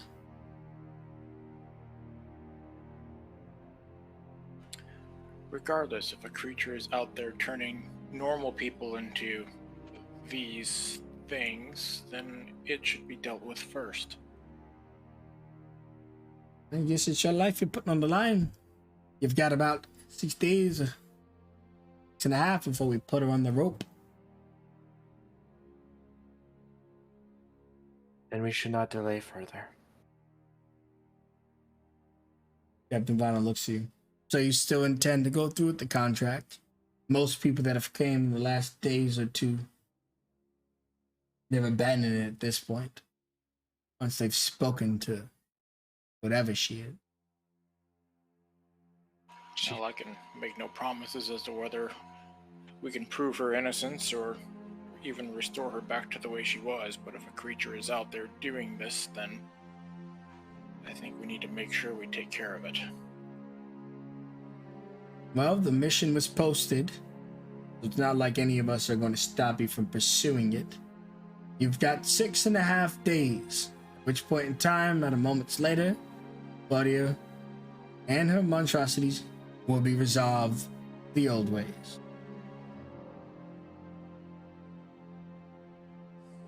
You can see yourselves out.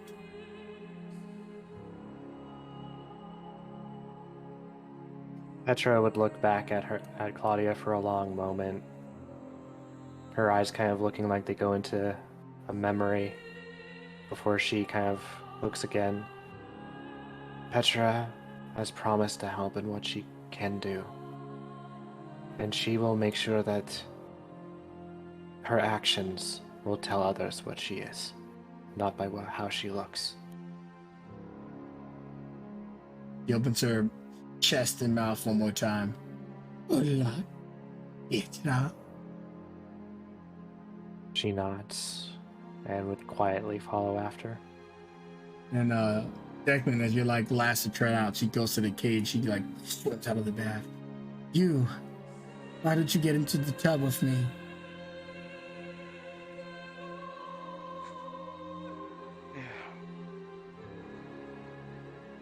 Maybe if you didn't have so many teeth, huh?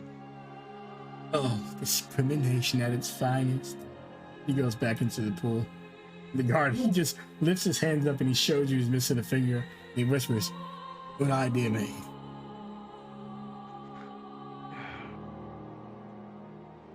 You might need to find another job, man.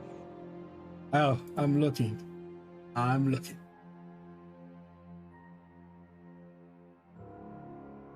And then as you eventually rejoin your allies, did you hear enough? Do you want to abandon this quest and take a different one? Are we prepared to do what's necessary? And finally, if we do this, please set a pace and we'll take a break. He believes this is what we should do, what we all should do. Mm-hmm. Yeah, that whole vertical mouth thing was rough. Although, just want to throw it out there, if we only have 6 days total, if we do normal there and normal back, that's going to be rough.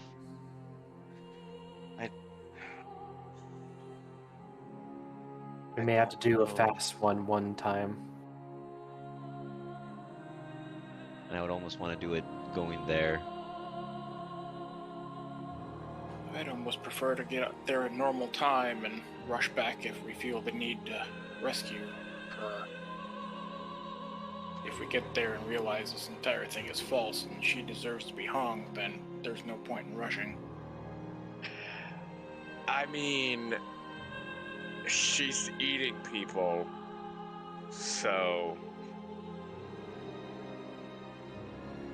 She is not capable or experienced traveling in nature, so she will be depending on all of you. This is all assuming that we even find a way to change her back, providing she ever was once normal. We must try. I don't know what that thing in there is, but it's definitely undead. Even if we break whatever this is, she just may not be alive. But if this is something that changed her into that, it can do it again to others. That's my larger concern. So, shall we move fast or move normal? Let's just take a normal pace there. You know, I'm in no rush to face chest, mouth things. That's 2 for normal. Good for it. 3. Alright, I think that's the majority. Okay. So we will do a normal travel of 3 days. All right, excellent. And with that, we'll come back to see the outcome of that survival check in 10 minutes. Let's all take a brief break and then we'll play the rest of the session strong. Thank you very much. See you all soon.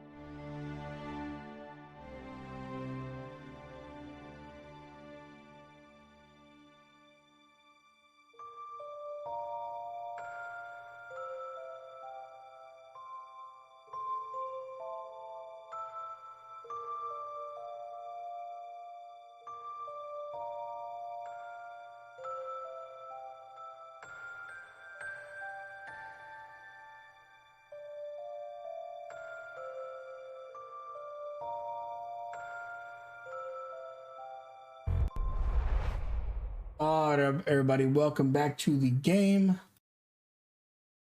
Everyone is here and ready, and we are back on the town overview. We've now visited the jailhouse, and we've seen where the church is. We met 2 NPCs prominent enough to represent the locations. We've decided that we're going to do a normal pace to this mission.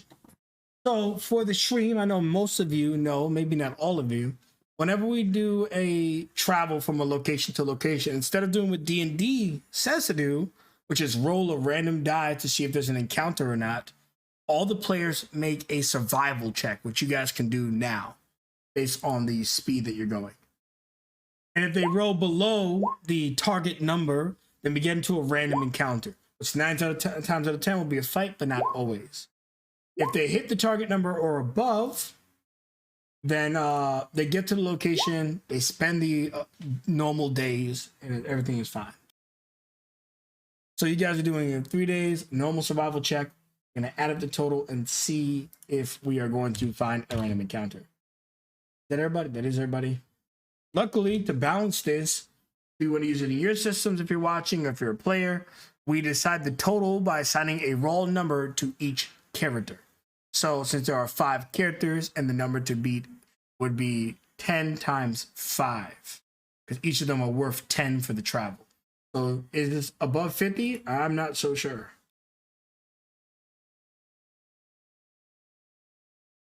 Holy It's exactly 50. Holy crap.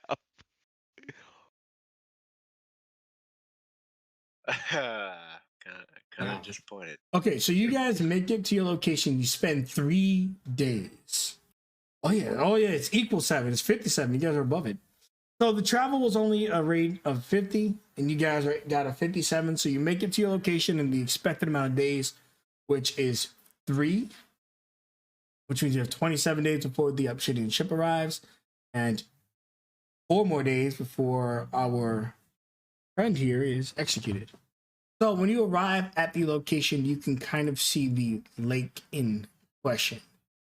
And for this small portion, we're going to do Theater of the Mind until we get to that aforementioned door. So when you come onto the scene, it's just a normal forest. But you could see Lake Lorecast in the distance. It's smaller than you might have expected, more like a pond versus a lake. But it's something about the area feels off. You don't see birds or any wildlife, even small rabbits and stuff. Many of which you would have saw coming up to the location, but not in the immediate area. And other than that, for your mind space, you just see tiny hills, trees, and the pond/lake. What do all of you do? Petra recommends we patrol around the ridge, see if there's anything that has washed on the shores of interest. Yeah, Chesterix would like to see if he can point to like any type of corruption of nature, unusual amounts of dead fish, some type of slime or mold on the shoreline, or anything that would be out of place of a normal, healthy lake. Okay, you can do a nature or survival check, and then Petra, you can do an investigation or a perception check. Okay. What are the rest of you up to while those checks are being rolled? Are there any signs of like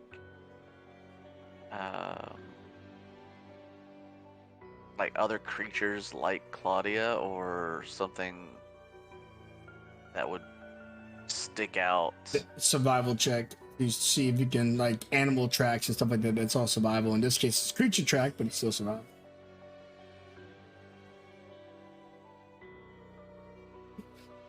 Tram and Cora, you guys just standing guard? Are you up to something in particular? What do you guys do? Tram was just sitting there thinking, how did she attract the attention of this thing in the first place? So he's going to just try and create some disturbance as they're kind of circling the lake. He's just going to pick up rocks here and there and just toss them in and see if he can stir up any attention. Oh, okay. Cora? He's gonna keep an eye out on the shore while everybody else is looking to the water. Make sure they don't pull off some sneaky bougie.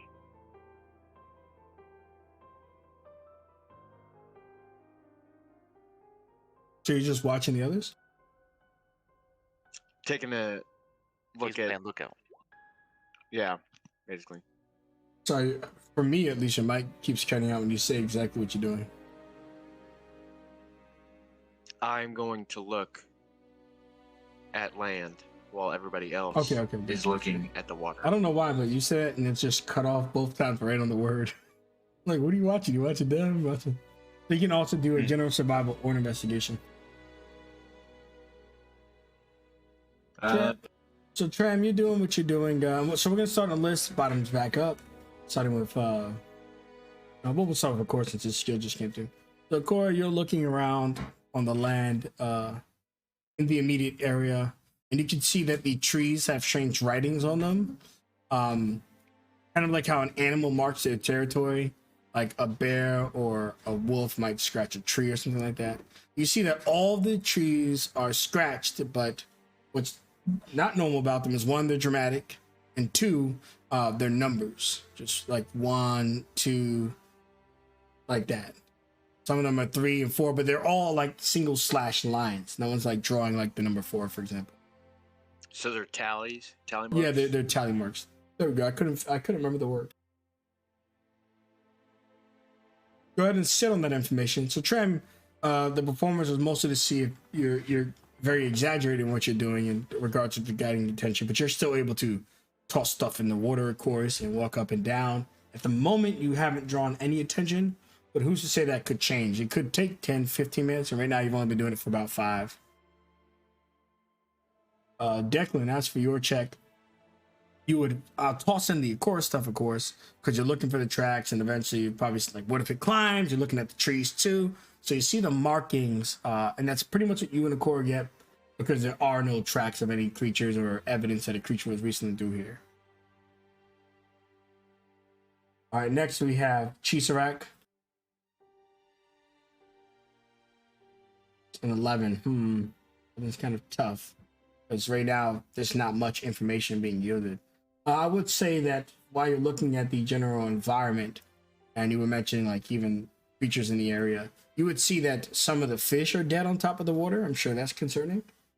They just seem to be pussed up, random bubbly stuff on their body. Kind of looks like soap in a tub, but of course it's not natural here. Gotcha. And then we'll circle back to generally how you guys reacted to stuff in a moment here. And for Petra, your perception check, just like with the others, there's no immediate issues in the area. It seems to be whatever this creature is, it's possible it never left the lake. It might have got her at the lake. So looking in the surrounding areas and even at the surface of the water, unfortunately not yielding much.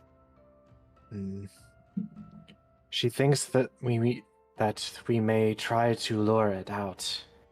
It may never leave the water, so maybe Petra could try and provide a distraction in the sense of a wounded animal. Well, I mean, something's leaving the water. There's tally marks in all these trees. I would suggest a sense of intelligence as well.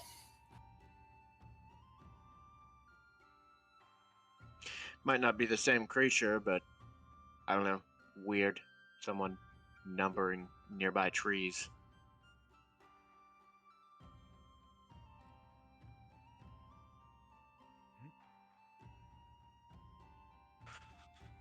Whatever creature this is,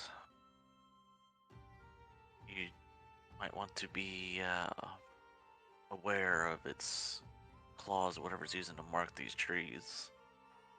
There's some sort of strange substance. Does it seem acidic, or is it just It's stinky. I don't know if you would touch it. The tree itself, besides the scrape, doesn't seem to be like melted or anything like that.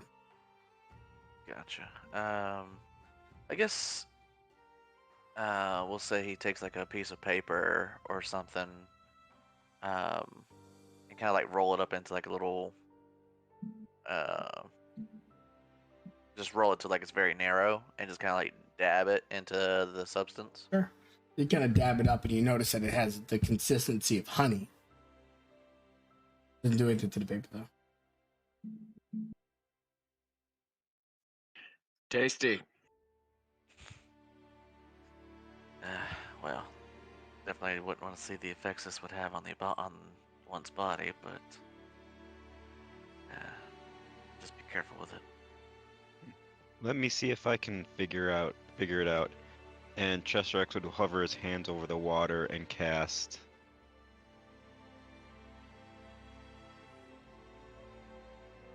And so he's gonna see not only if there's a creature nearby, but also if he can get more than nature of if it's a poison or disease that's in the water. Yes, there is a disease on the water itself, and you know that it's not anything that you're particularly familiar with. It just seems to be some type of bacterial threat. Well, so far her story checks out.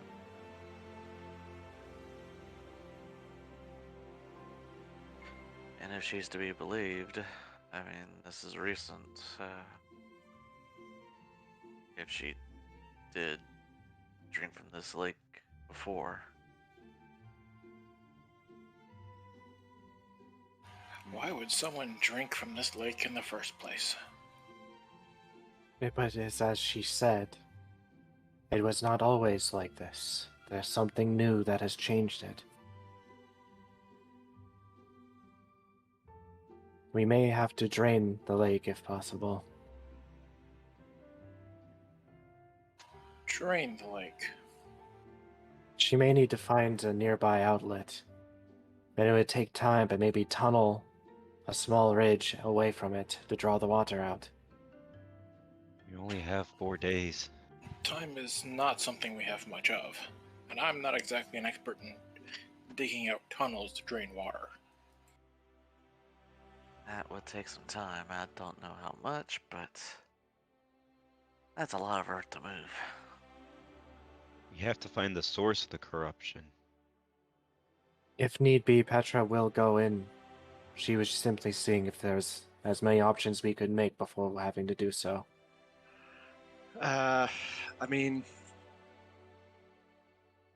do we know how these numbers on the trees kind of connect to whatever's going on here in general? I feel like we have a bunch of pieces, but we really haven't put the puzzle together. Are they all the same number? Are they different numbers? They're different numbers. 1, 2, 3. Yeah, go all the way to 6. Do they seem to be in any pattern, or So I'll list the order of the numbers. It's 1 through 6, but they're not exactly linear in chat, and then you can keep the conversation going from there. I'm actually very insightful and investigator. Very good detective. yeah, well, that's what I'm here for. Do we knock on the trees in order? I mean, I don't see why not. We should try, I guess. Are there any trees within the same area that aren't marked? Yes, the rest of them, and there's quite a few. But these are like relatively close to each other and close to the lake.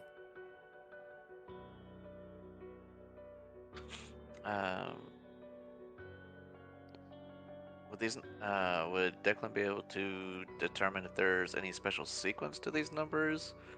Would they hold any significance, or? Well, it's up to you whether you would start from left or right, but the trees are in order in the sequence I put in chat, with the furthest left tree having 2, and then the next to the right, and so on and so forth to the 5. With the information presented, it would have to be a guess. There's no like skill that could just determine this raw information.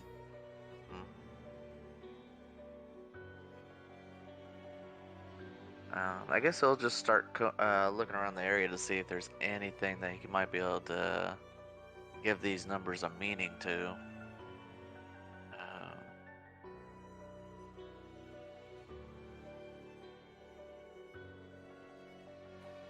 Tram's just gonna walk up the tree with the number 1 on it and just start looking at the tree, looking for anything that's out of the ordinary, I guess, for a tree. If there's any holes, any dig marks. Go ahead and make an investigation or survival. It needs to be higher than 17 to yield any information.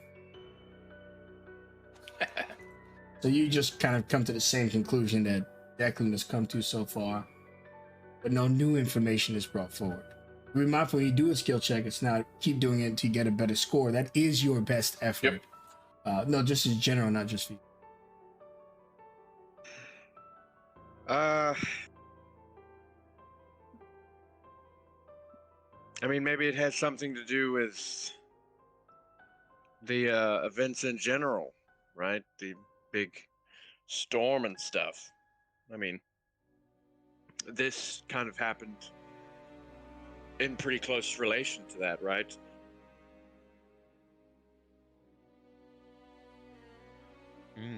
It would seem, yeah. Do these scratch marks look fresh or old? It's a great question. Declan and Tram could discern that they're probably only a few days old. Do they, probably not, I don't know, easy to figure that out with this, but do they seem like the number 6 is fresher than the number 1? Yes, it's you could tell that it might have been the same day, but whatever detail you draw upon to determine that it was done as the number is listed. It was done last, even though it's not last in the trees. Someone skipped that tree, went to 5, writ that in, went back to 6, and writ that in.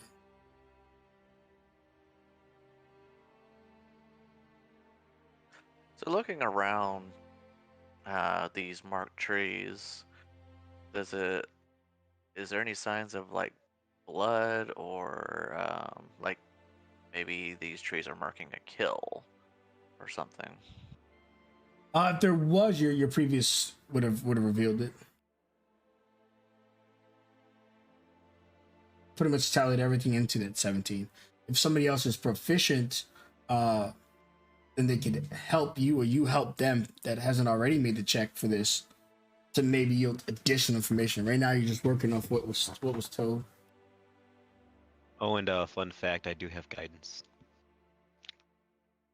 Just Kind of remember. important for this. Yep. I don't have proficiency. Is anyone else proficient in survival or even perception? Not survival perception. Investigation, sorry. Nope.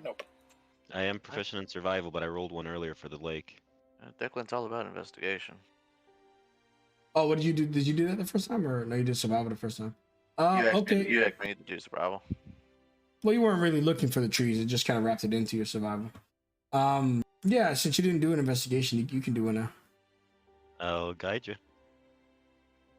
Cool.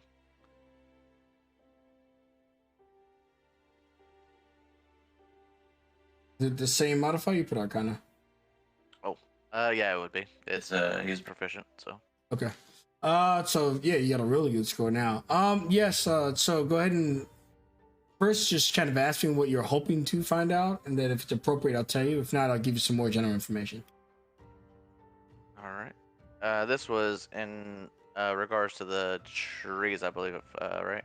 Yeah, specifically, yeah. So yeah, I mean, he's just doing his best to find out what the significance of these numbers are. So, like I mentioned before, he's like looking around the surrounding area, or Sure. seeing if you can't link any significance of these numbers. Sure. So what they can mean. So you don't think they're related to any kills, or at least the last number 6 doesn't seem to have any tellings or sightings of something that might have died here, whether it's a speck of blood or a stinky smell besides the scratch marks. With your skill check here, you're able to discern. I think someone had mentioned this. It looks like it's purely a pattern that's very important to be done in the correct order. Now, there- you think that the order is based on the numbers, not how they're lined up. Are there some trees missing these marks? Yeah, none of the other trees have markings. It's just these 6. And Declan would tell you, or maybe gather himself, that this is some type of code. Like a Morse code is the easiest way to describe it. Perhaps this is more of a clue to what we find beneath the surface. Or summon something from it. Well, we believe, based on Claudia's story, that there's a door beneath. Perhaps we should take a look. One would have to go through the vile muck and risk the same disease befalling them. Tram shrugs. I'll go. Should we try knocking, or maybe making each tree either in order or at this number that's written on it? It's not going to hurt to give it a shot. Yeah, you guys go ahead and do that. I'll watch. This would be a lot faster if you helped Cora.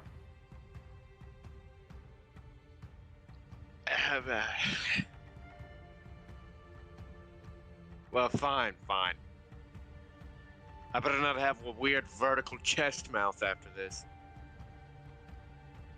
She will put you down if necessary, if that's what you need. That is not what I mean at all. To get 2 of them, Chesrex will like melt between 2 trees. But he'll not be knocking in the order with everyone else. Okay. And Declan, do you gather the information? Are you leading this up, or what are you doing?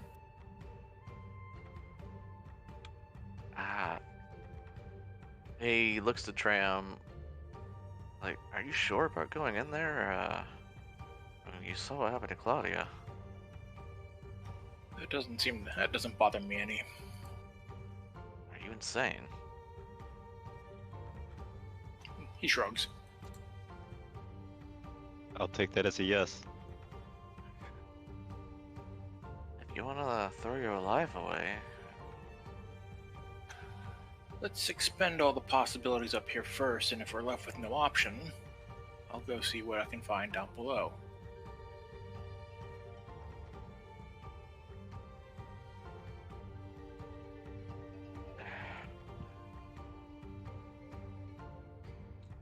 well.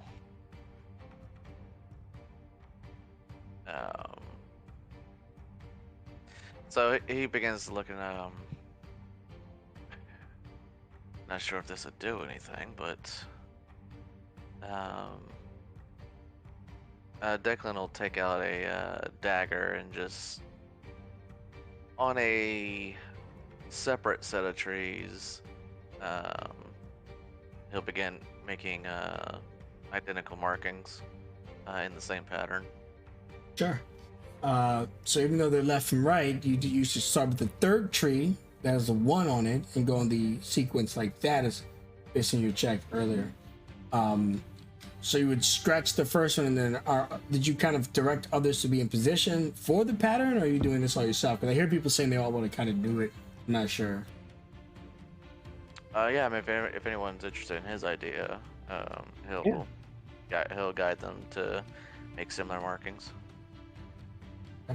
So you scratch number 1, kind of leading up the charge, and then it's not as important, so we'll just go through it quickly. Then Petra, you're like number 2, and Chisadak, that's number 3, and then Trams on number 4. And then Didacor decide to help her as she's watching them. He'll help. So then you get to number 5, and then at this point in time, as you guys are all going down in the order, Declan has gotten to the final tree. The water begins to bubble excessively, and steam spews out of the lake, just blasting up. I don't know if any of you read the Bible before, but the water splits, making a clean path to the door below. Well, that's certainly better than swimming. What manner of magic is this? Nothing I'm aware of. I don't know, but I'm guessing we probably don't have much time. Unless you care to swim yourself, we might want to go. Very well. Petra shall join you, Trem. Tram's gonna start walking down toward the door. I assume there's a door down there. Yes, and furthermore, you're going down first. When you start walking down, the floor is kind of moist still. You can even see some fish washed up that is still alive in the lake. But other than that, you would get to the door close enough to it. It just opens up. There's no symbols on it. There's like stuff that you would expect at the bottom of a lake to be on this door real dirty, but nothing of significant value. And the door just opens for you.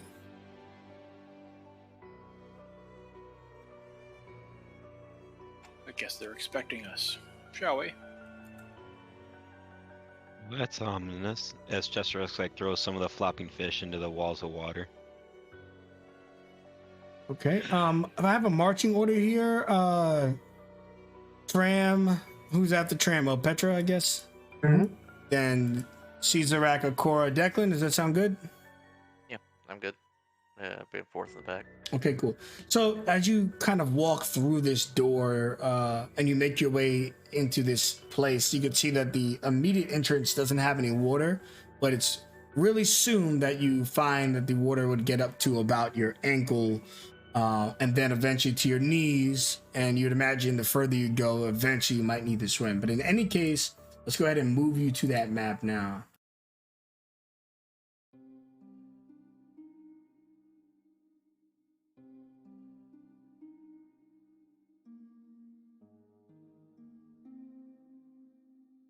Okay, you should be on it now.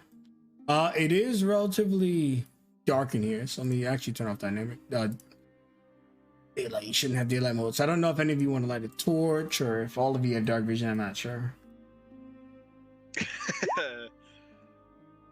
I have dark vision in my soul, my There you go. spirit. Yeah, it's pretty And dark. also, I have a torch, so I'm gonna light that. Okay. Do you usually use this? Oh no, you usually have a. Just consider it does occupy one of your hands. Dang. I'll drop it if I need it. Sure. But for now, you strike a torch, and you see that it's pretty wet in here. So if you do drop it, hope you get more than one torch. Gotta hold Deep that is in your it in pack here? worth. Sorry, Tram. How deep is it in here? It's getting up to your waist. You think if you were in a fight, for example, it'd be difficult terrain, but since you're not full on swimming, you don't have to worry about what that means for your weapons and stuff. Yeah, Cora's trying his best to keep his pistol out of the water and his powder. Yeah. When you come into the center room, you can see that you're quite literally beneath the earth as the roots of trees are spewing into this foundation. But this place has been finely carved and created. This is some type of hidden keep. Right now, it's very rough. Around you is just muddied walls that have sustained against whatever building, whoever made it. And 3 doors. Probably not important, though. Tram sighs. You'd think whoever let us in would just open the door to them.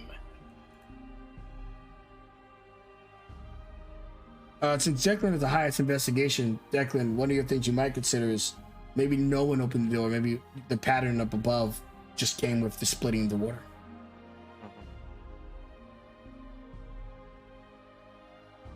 I think that was just in response to our inputting some sort of code. Well, any thoughts? Well, Shall we just trudge forward? I mean, I have many, many thoughts. I can take a look. He'll just begin looking through each of these doors, see if anything pops out. Give me an investigation. At a glance, they all just look like stone doors. Like one would have in a house. They don't seem to have like anything significant about them. They're just regular doors, but made of stone. Not a great check. Yeah. And even if you did get a good, you might have just yielded that that's true. Maybe at most, which one is used the most. But yeah, they're just large stone slab doors. I don't see anything out of place. I will. Let's see. There's no handle or anything, I'm assuming. I'm just going to give it a good push. Yeah, you push this one. Ugh. Give me athletics as you try to get through it because it's not budging. Maybe it takes a lot of strength. Maybe it's locked, if it can be locked. But yeah, you're not able to get through the door, but you can like hear like there's a lot more resistance than just the weight of the door. You think that this route is simply locked, or maybe you're just telling yourself that because you aren't too strong right now. There's definitely something blocking the door on the other side. We'll have to find a way around.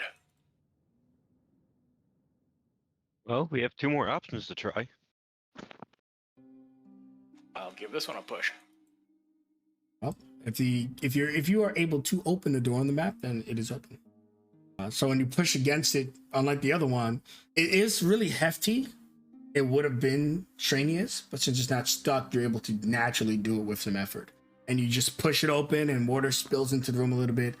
But the room doesn't have any massive significance either. Just roots and luckily some dry floor. But I will note that you notice that all the water didn't rush into the room. There is a massive step up, kind of like you're going into a window versus the door. Oh, thank God. Dry land. Tram's going to stop here, noticing the pattern on the floor. Anyone find that suspicious? Find what? I don't know. The what's that kids game with the jumping? Above board hopscotch. Hopscotch. You know what hopscotch is? Declan will step forward and kind of bend down and Sure. look at the room. Well, you get a little immediate information when you step on that first kind of symbol right there. When you walk over and you step into the room, just kind of getting a better look, you see that the symbol lights up, just ablaze, and the entire thing is just traced with this light. And it just starts to rotate. You can give me an Arcana. You don't look like you're in immediate danger, but who knows? Maybe this thing's about to blast you or something. You're not sure what it is. You've heard of these things. You've loosely heard of these things before, called constellations. And what they do is they can navigate and magically open unseen or otherwise locked directions. Unfortunately, without knowing who made the symbol, it's impossible to discern exactly how to get a specific door or a secret way open. But if you can stand in the middle, Declan, and kind of focus like you're attempting to attune to an item, you can start manipulating this constellation and locking and opening doors. So yeah, as he kind of he stands back up to his feet, and I think I've heard of these things before. Let me see if I can work my magic here. And so he gets to the middle and starts to see if he can't weaving arcane magic of his own into the sigil, see if he can't take control. Yeah. So the moment he steps in the middle, the rest of you see that the sigil begins, it stops spinning. It was spinning before, and it just halts. And then rising up from the ground are a whole bunch of specks. At first it looked like pebbles or dirt, but eventually start to glow like stars as a small solar system forms around Declan, perfectly to his command. As I'd imagine, he would move a little bit and you would see the stars shift and realign a tiny bit to accommodate any movement. Even a single finger would drop one of the stars in the constellation down and move another one up. And as you're in the middle of this, now it's less about what you know about magic and more about understanding the pattern that the magician put here. But give me an investigation to see if you can see and understand the patterns that you're looking at. Would I be able to guide from? If it requires touch, no. And Declan would probably tell you. Is guidance touch or is it range? I believe it's touch. Okay. So Declan would tell you that if more than one of you stand on the constellation, it will deactivate. Yeah, he just holds out a hand. Gotta do this alone, buddy. Good luck. Yeah, you see it. You can. There's always kind of a signature in the patterns, a meaning, something to understand. Or maybe if a lot of people use this, or maybe just one person has used it many times. just like you don't typically trap your own house because it'd be inconvenient, especially if you forget. There are certain tells.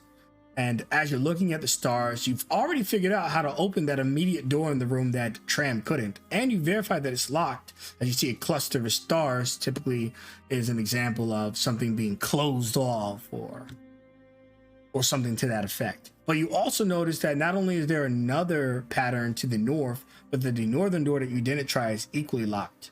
Furthermore, with your 17, and finally, that there's a hidden room in that northern sect. And you figured out how to open and unlock any of these. Right now it's at your whim. And for others who look at you and for your own description and flavor, when you start moving the stars, it's almost like you're in some type of magical dance. That's how delicate each single movement is. So as he's kind of like amidst this this magical dance of his, and he gestures, I think there's something hidden up north. I'm gonna try to unlock that one. Just prepare yourself if something comes out. Train moves up to the northern door just to kind of prevent anything from coming in. Declan, you have one concern about secret doors in particular, not any of the other doors. But for a secret door to prevent theft is a two-person job, meaning that you may want to consider having someone stay with you just in case something bad happens. But you're not able to leave this place and open the secret door at the same time. The other doors, including the immediate northern door, you can unlock any door without an issue and walk away. Okay. So he needs a second person just in case something happens. Well, you don't, but the point is you have to remain on here. You have to remain on the constellation to keep the secret door open. Got it, okay. If someone wouldn't mind keeping me a little company while I hold the secret door open. Petra did not realize Declan was so proficient in dance.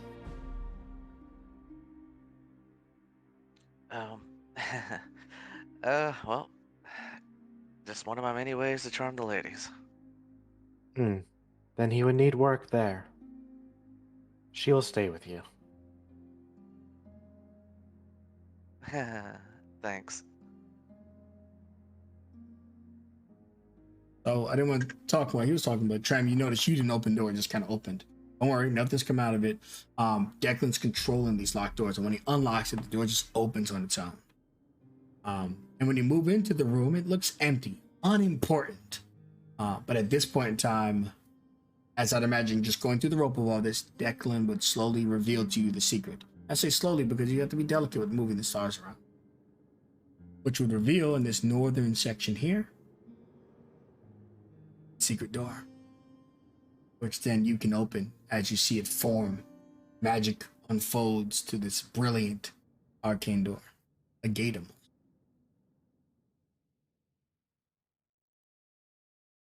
I turn back to Cheshire Axe and Akora. Be ready. I'm gonna open it. You see Chester X's hair grows really long and thorny as if he's ready to whip someone with it. The moment you open the arcane gate in front of you, you even just fathom a touch onto the door just turns illusionary, like kind of like if you're familiar with something like Dark Souls or other games that have false walls that disappear when you interact with them, the wall disappears.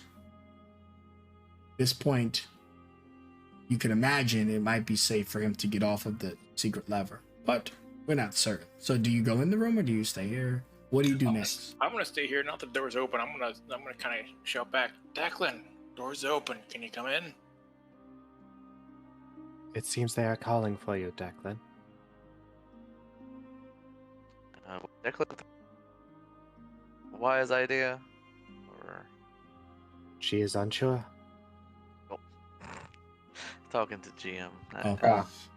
Do you think that, I mean, you don't know it's an illusionary door. If you did, you would probably be comfortable with leaving, but I'm not sure if Tram fully understands the magic. Are you proficient in Arcana, Tram, or? No. So you wouldn't be fully understand like, the exact rules of illusionary, but if Declan that saw that, you would be certain that it wouldn't reform. Once the illusion is broken, it's gone until it's reset. Akor is actually proficient in Arcana. So you don't need to make that check. You could just like let Declan know that the illusion has faded for now. Yeah, you can step off, Declan. I'm actually good at magic, surprisingly. I hope nothing bad happens. Alright. Isn't that how you're shooting that thing?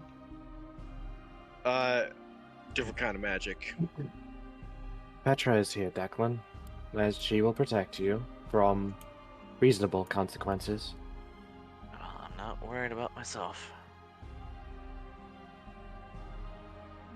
Okay. I thought you always worried about your face getting bruised.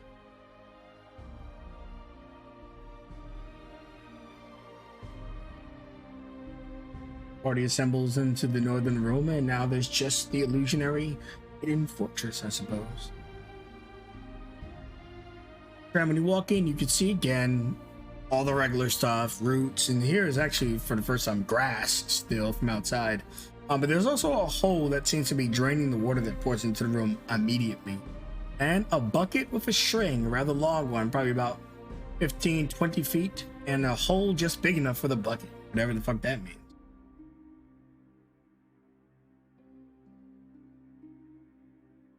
This is bizarre. Is this what you would call a well? A well under a lake.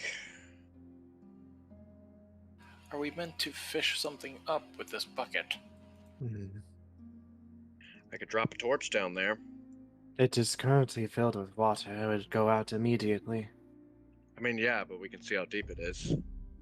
I can just light another torch. I mean, this place was hidden for some reason. I mean, I guess one way to find out. I'm gonna grab the bucket and I'm gonna look in the bucket first, make sure it's empty. Yeah, I mean, there's some dirt and grime in it from wear and tear, but it's empty. I'm gonna We can grab set the bucket on fire and send the bucket down there. You have the worst ideas. You might need it later. Yeah, I was thinking this idea about a Naga saddle, so Petra could ride a horse. Someone's life is on the line at the moment, Akora. We should focus on the task first instead of making jokes. I'm not joking. She was hoping you were. While they're chatting, or Tram is taking the loose end of the rope and wrapping it around a hand, and it's gonna start lowering the bucket down.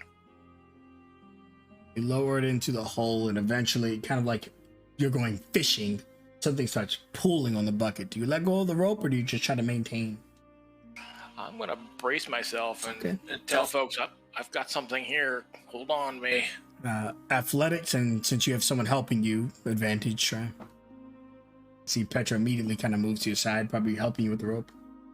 Yeah, you're able to hold the rope, and after a while you're holding the rope, eventually it stops. There's no more resistance, and the box is the bucket is just let go. I don't know if you want to pull it up now and see what happened, or you just keep it down there and go further. What are you doing? I'm gonna pull it up now. You pull up the bucket, and it's got that same nasty, pungent or pugnant or whatever the fuck the word is for something that smells awful, riddled all over the box, and under that thick, foamy, mucus-like thing is some type of crest, some type of old symbol or something. I'm gonna dump the bucket out, get the pus and garbage out, drain it back down the hole, but try to keep the crest and dump it out on the dry ground. Sure, yeah, you duck it out and the crest comes, and it's surprisingly, so the bucket had that material in it, but the moment you dunk it out, it immediately kind of retreats from the item until the item can't be stained, and it looks perfectly clean. Pick up the Crest, do I recognize what this is? History check. As long as you don't have a negative to history, with the exception of Tram, who has it in his hands. I don't mind if everyone rolls, but if you have a negative, then there's just no way you know don't roll. And I mean, can I offer guidance? Yeah, of course. I would say probably the Tram, since they're all doing it at the same time and he's the first. Okay. Okay, so we have a 14. And the rest of you are really negative, huh? So Tram, yeah. 0. Yeah, I mean, 0's not negative, so shit. 16, okay. So we can work with that. So, well, it's a group effort, of course. So all of you kind of talk together and you realize after a moment, this isn't some type of holy symbol. This seems to be like a puzzle piece, or perhaps a key. Declan would stress that it's definitely not a key to the door that you guys couldn't get open. You'll need the constellation for that. But maybe something beyond that door, somewhere in this facility. This is very important. But my main concern is, you said something was tugging on the bucket. Yeah, definitely strange. Why? Why provide us with something that might help us later? That I don't know. You said that pus was the stuff we found out there. It certainly smells familiar.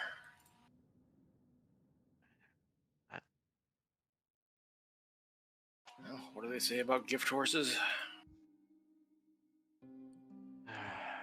Well, Oh. if they look anything like Claudia. Put them down, I guess, but regardless. I mean, the last humanoid told Petra, stop strangling my horse when she was trying to ride it.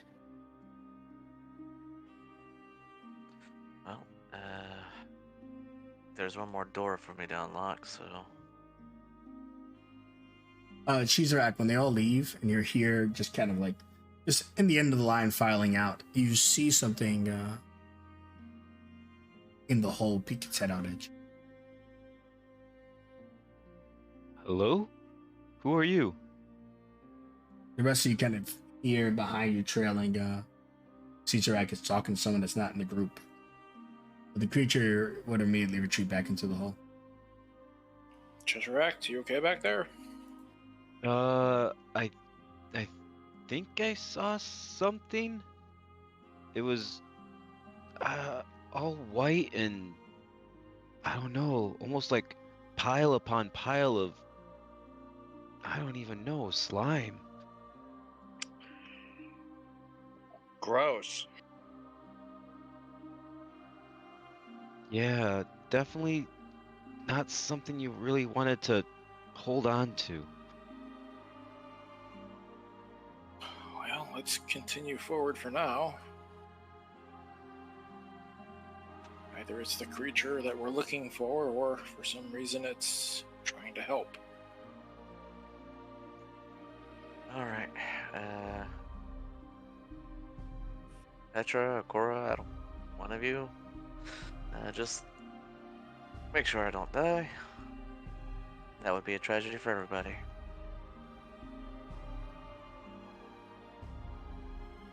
And, go ahead. You spew up the constellation, roaming around the stars, getting into your dance. You actually look decadent. And as you move the stars, take a time, I'm assuming you just bust open that door. You slowly, against a slow process, and you open the door. Tram, the door in front of you opens immediately, just on its own, just like the northern one does. Fortunately, this time, these creatures start running at you. They move 5 feet, and then let's go into initiative. Oh, damn. Is it something good? I think we found what she was munching on. Cora, always ready, gun in hand, careful with the water. You can see these massive fish-like zombies are advancing towards you with killer intent. They're probably not going to hug you. I mean, they might. Yeah, to death. Cora's gonna call out to Declan, close the door! And he's gonna He'll yeah, he can use his gun in one hand. He'll take a shot at one of the zombie catfish and tell Tram duck. He'll take a shot at the closest one. You see that you shoot it right in its shoulder, and then on its shoulder it has these pus-filled bubbles, and they pop, and the creature just goes.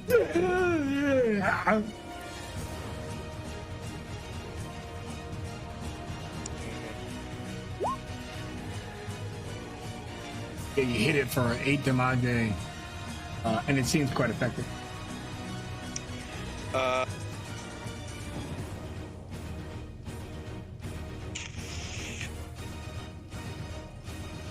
Take a step off the side right here, and I will call it there. All right, and whatever. This zombie moves in.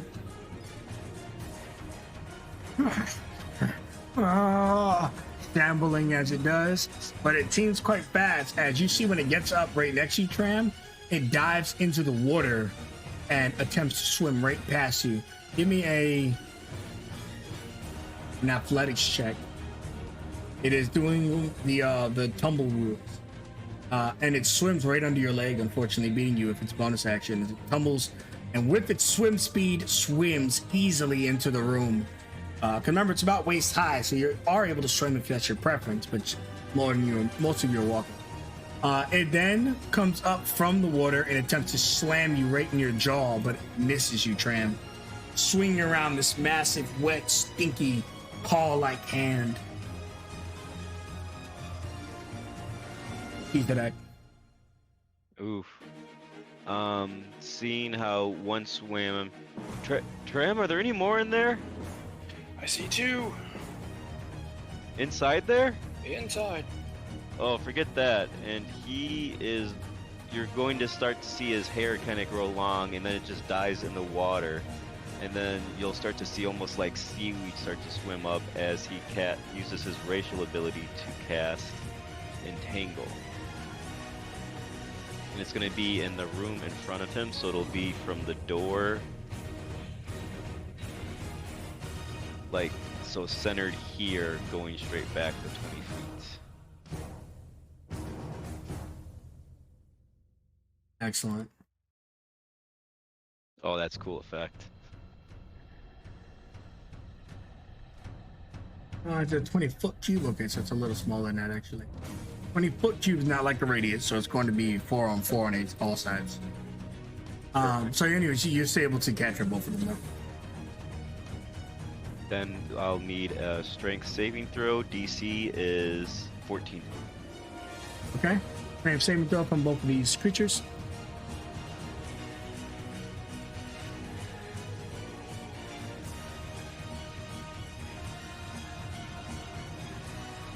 Both of them get wrapped up in the roots. Might want to have to focus on the one that's already in here with us.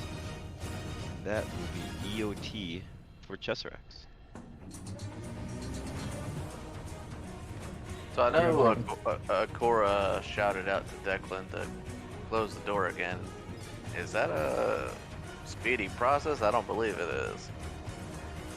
I would let you do a skill check as an action to close it immediately.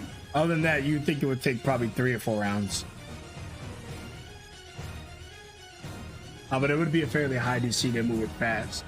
And you do know the constellation's delicate. You risk ruining the constellation.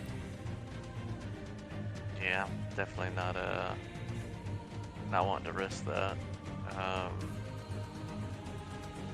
Yeah, it's a delicate mechanism, not really meant to be rushed. Okay.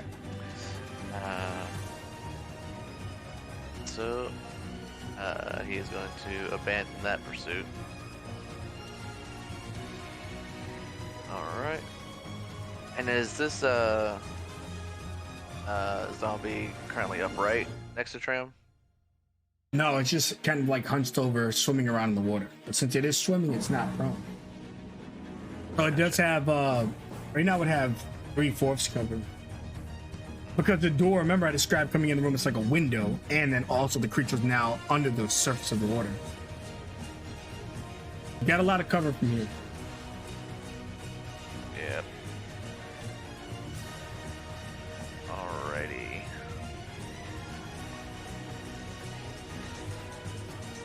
Let's see here. Alrighty.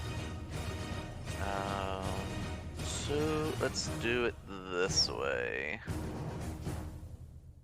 So I guess it's just purely thematic, but kind of like a shark, its fin is sticking out of the water, which is why you can target it, which is cool. Upon walking in the area before, was it stone or was there like dirt underneath? In the middle room, Yeah. it's a stone floor. The walls are like a thick mud, but the floors are stone. Just like in this room, the same. Gotcha. I was just wondering if mold earth was an option. Oh, gotcha. I see. Just gotta lift him up out of the water. But anyway, so I guess he'll look to Petra. Would you like to breathe elements out of your mouth? Petra has heard of this before. Do what? I couldn't hear. Petra has heard of this before. Cheshire really appreciates you for this quality. Beat me to it. Well, just ignore what they say. And he is going to imbue her with dragon's breath. What is it? We'll do acid damage. Yeah, as you see kind of like green veins begin forming along her neck. She like rotates her neck. She knows this poison.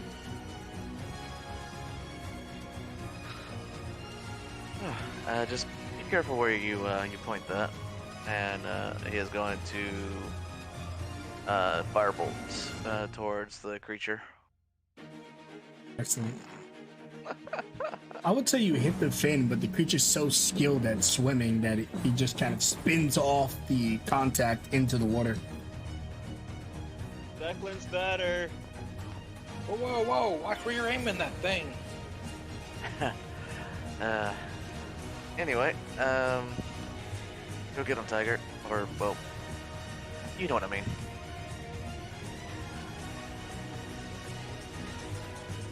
Petra. Tiger, she is a snake. She will start charging up. 5, 10, okay, 15. How's a 15-foot cone looking? Would I hit some allies in this position? A sideway cone, no. But the 15-foot cone on the side is only this big. Okay. Petra leans back and, with the power bestowed to her by Declan, launches forth this glob of acid.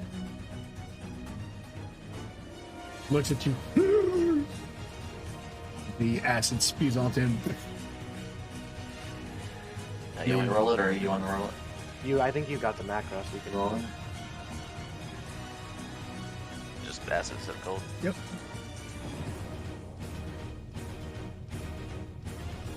Okay, what are you? Dex save, okay. The zombie succeeds with a natural 20. It happens. That's still 4 acid, I think. Yeah, but it is quite effective on it. You see its fin begins to erode immediately. I have to use that as an action, because I don't think I can do this while raging. So I will bonus action rage. But you can't concentrate on spells. I'm not sure if it doesn't say you can't use spells. That's always been a tricky question. Well, just post the rage text and we'll clarify that now. Yeah. Okay. You are able to cast spells. You can't cast them or concentrate on them while raging. Yeah, you're not casting. Yeah, you're not casting them. Yeah, you would be able to do this while raging, yeah. It's casting a spell is only in the initial, and then concentrating is concentration. Okay. Okay. This is cool. I've never had this interaction before, so I wanted to be sure. Yeah, of course. But she, as the acid spills from her mouth, she speaks in Abyssal again. Lord of Serpents, Armored Terror, Basilisk, be with me. As she will undergo Titanic transformation, growing large, taking 1 damage, and her scales grow almost steel-like as they become plates upon her body.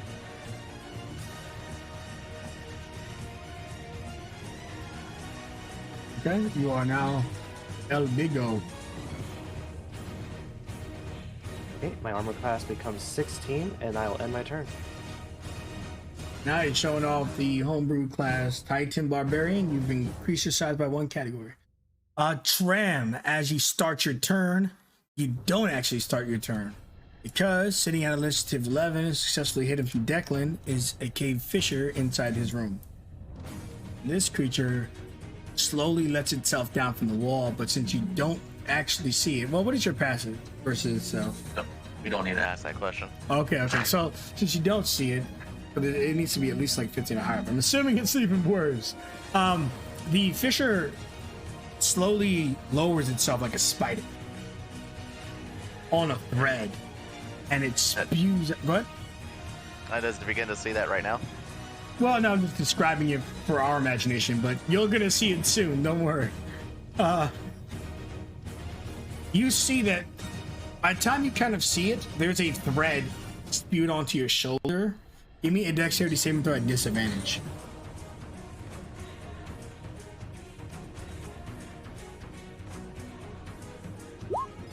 Oof. So you get entangled into the filament of this creature, which is that thread it's spewing from its mouth, and you are wrapped up in this filament. You are effectively just kind of grappled and restrained, and it's reeling you like it's fishing, cave fisher, to itself. Give me a strength saving throw to see if you can resist it pulling you towards the creature.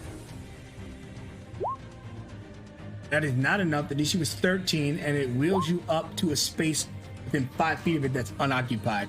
You're now dangling 15 feet in the air as it's a 20-foot cylinder room for the constellation. And it's holding you in place. It's going to make 1 claw attack. Normally it can make 2 against it. Petra would just hear Declan yell out, Petra! Someone help him! And as he says, someone help him, you get zipped up. It makes 1 attack against you. Our grapple and restraint at advantage because of that. And it claws you on your side for 7 damage.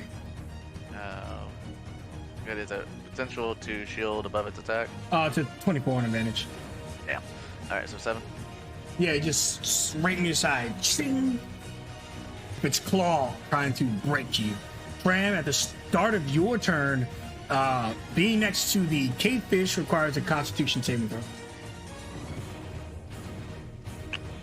Oh, being next to it. Oh no. No, not you. That's for the cave. The cave fish or cave fish. For the zombie, I'll say. Okay, let's see what happens on a failure. Okay, so any creature that starts to turn within 5 feet of the cave fish zombie must succeed DC 10. Constitution saving throw will be poisoned to the start of its next turn. So you are poisoned, so disadvantage on attacks and stuff and skill check. Alright, well, that's not going to change too much. Tram, as this thing was sort of swimming under his feet, sort of lifted a leg as it was going through and used momentum to grab the sword off of his hip, and was going to just take it and thrust it down at this creature.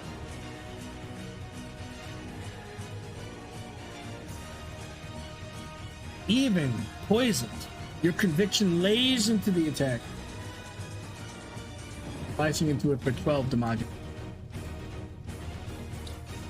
And realizing we got 2 more in there, he's gonna still try and blockade the door if he can, or at least as much as he can. Yeah.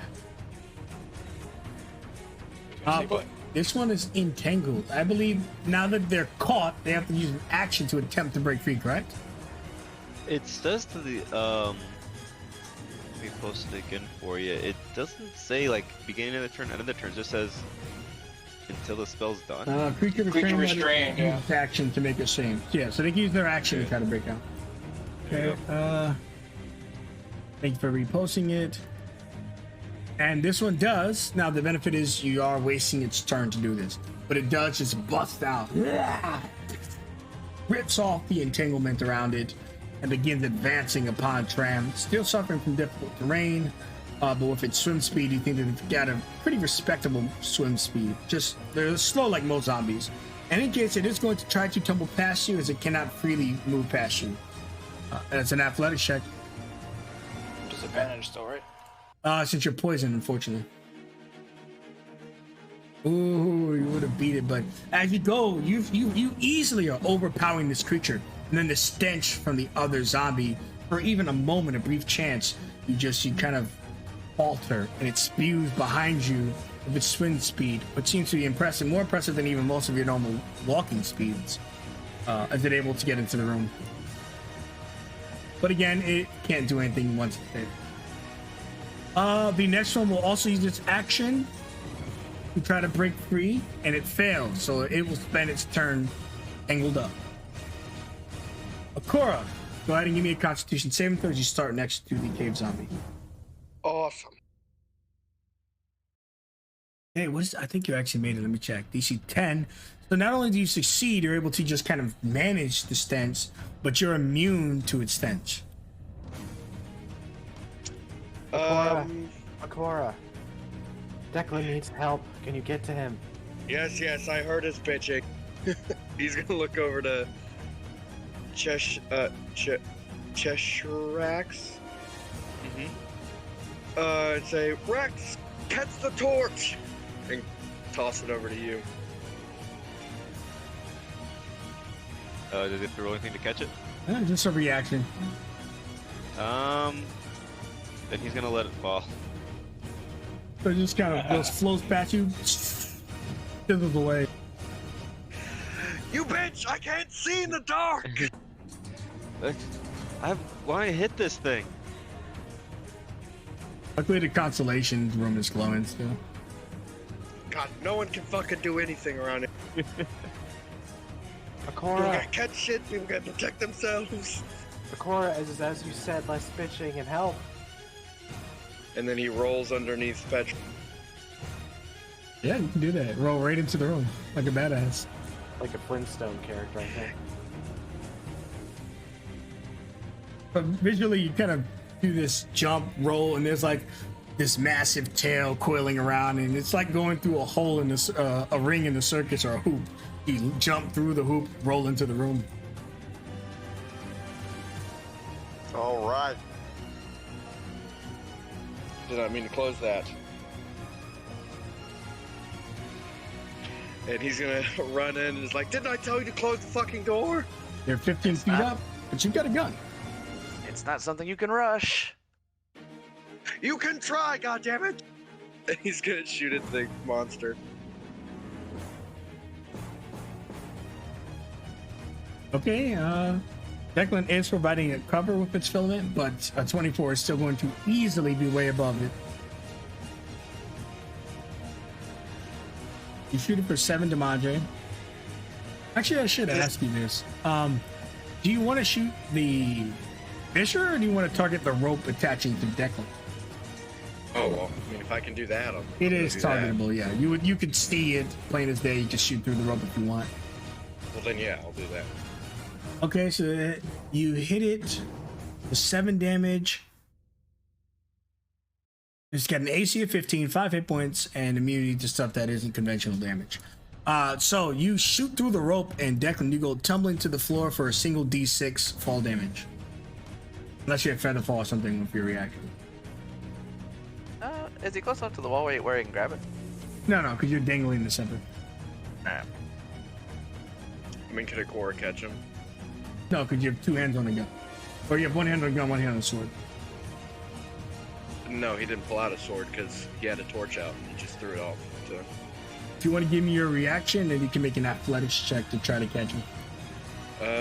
Sure. And I'll use that inspo I got.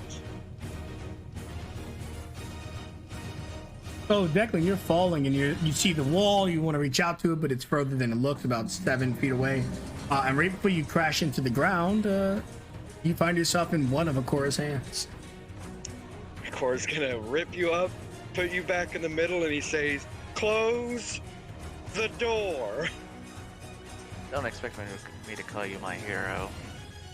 I don't want you to be a hero. I want you to be a doorman right now. Can you do that, please? Sure.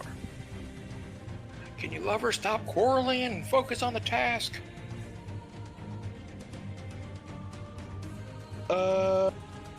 I'm level 4, so that's all I got. I can... Is it an item interaction or a bonus action to pull out my dagger? So you wouldn't have anything anymore than that you call Declan. Ah, yeah. Okay, well, that'll be it. All right, cool. So the fisher releases Declan and kind of snarls. Can't really talk. And these zombie cavefish, they're not really smart, so they're not perceiving whether it was a bigger threat, Petra or Tram, though there's a literal bigger threat. So it's just we're going to let fate decide whether it's going to attack Tram or Petra. And fate has chosen Tram. So it goes to slam onto you. I'd imagine a 23 usually hits you. Usually. Except I rolled a 14. She's around Europe. Oh man. I guess I'll see if I can hurt him a little bit. And so I take it the zombie fish down here has cover, right? He does, and you owe me a con save because of the stench of this one. Oh, unfortunately, you are poisoned, which poison means you have disadvantage on attack rolls and disadvantage on skill checks. Entangle is also a concentration. Does that affect It that as well? has no bearing on concentrations. Gotcha. All right. With the saving throw. So he is coughing everything up right now. Oh, these foul beasts. Might change things a little bit. Can he cast that? No. That is a concentration as well. All right, he's still gonna see if he can whip him. All right, Petra, I'm not gonna get you. Go ahead. All right, you're going fishing, make an attack, but go ahead. All right. Petra, I'm not gonna get in your way over here, am I? Not at all.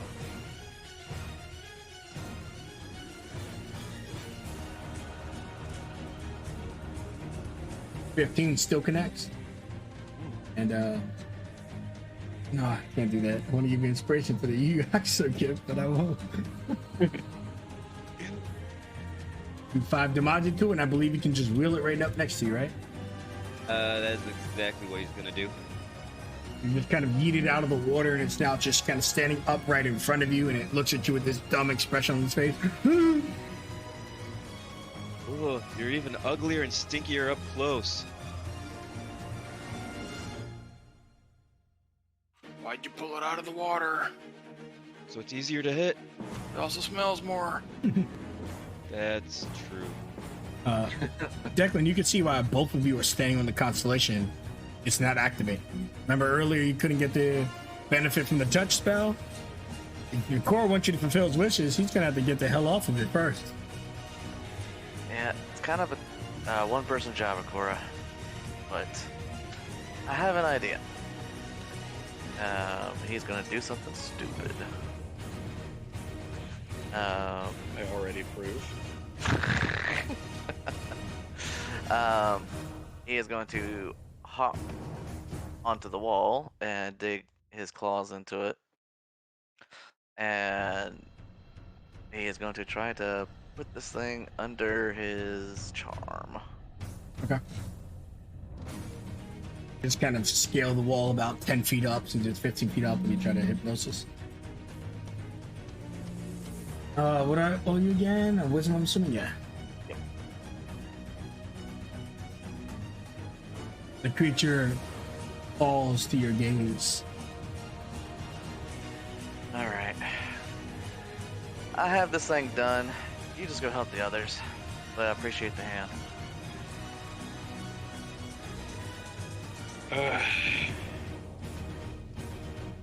Just make it quick. I don't want to be here forever.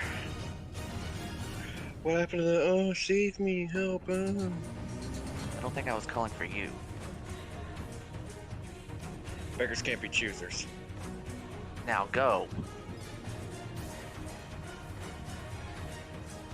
Petra, a con save at the start of your turn.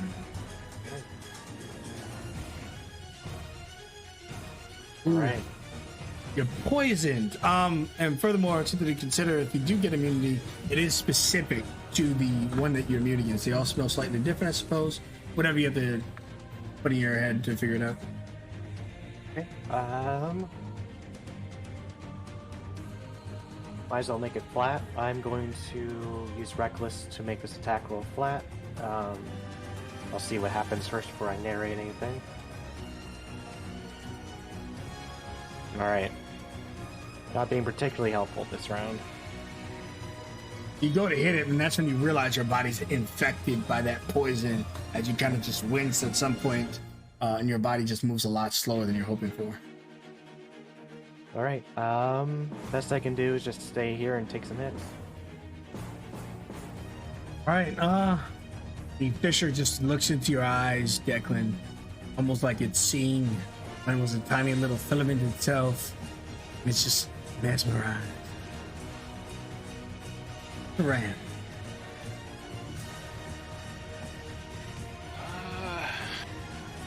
Well, Tram's gonna do what Tram does. He's gonna try and finish that one off.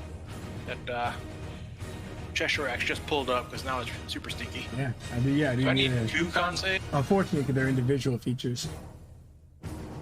Because it says you when you succeed, you're immune to this one's. Oh yeah, you would. Yeah, I would still let you do it for the other one. Yeah, because now you're immune to the low one. But yeah, you are unfortunately still poisoned from the top one. All right, I'm aiming for the bottom one.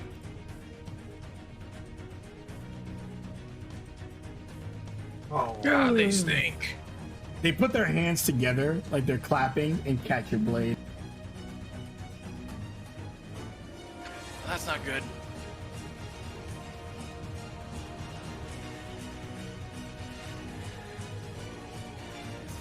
Oh, this one's up. And who will he attack? They're not focused on anyone, so they'll do one of the 2 immediate people. Ran, you are selected.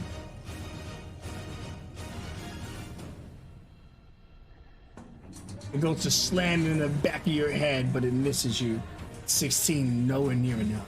Well, near, but not enough. Does it swim for a better positioning? No, it stays there. This one will yet again commit its action to hopefully break free. But even though it hopes to break free, it still just gets stuck there. 2 people are out of the game. One that Declan's got and one that Cheezer X got. Cool. All right. Well, actually, so whenever Declan was doing this rune stuff, did it look like it actually required a mage to mess with this? No, but if you're not skilled at it, Declan might tell you not to fuck with it, because you could break it. That's I very mean, he is proficient in Arcana. But I mean, I'm also still in the room, so. Do you have to be in the room or just not stepping on the ground? You just can't be stepping on the ground. You can't be in contact with the station. So if you're above it, yeah, you can do it, Cora. But remember, it's not Arcana investigation to use the constellations. Arcana to figure out what it is. Honestly, I don't know what it's looking like in the other room, but they're probably all inside by now anyway. So. I mean, you can give it a shot, but it is risky.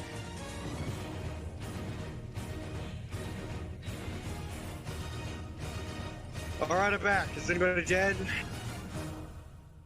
Not yet. Fantastic. Roll. All right, you roll back into the room. Luckily, moving action doesn't trigger it. It's just the start of your turn for whatever reason. I think I already passed it anyway. Well, you passed one of theirs. You're not immune to all of them. Just that one. Oh, that's good to know. I'm gonna shoot. Looks like we're teaming up on this one, so I'm gonna shoot that one. Yeah, you shoot him. You've got the one that you can attack in melee normally. Pop him for 10. And I'll use my bonus action to attempt to stab. And you used your bonus for dodge roll. I did. Dang it. I'm gonna look at him real menacingly. But he saw that you're about to draw your blade. Just got this look in his face. I just do that. I just do that where Master Chief goes up on that grunt in Halo 2. Boom. That'll be all. Okay, let's figure this out. They just start now. It's so hurt. It just starts flailing randomly. Or they just really hate Tram. Lol.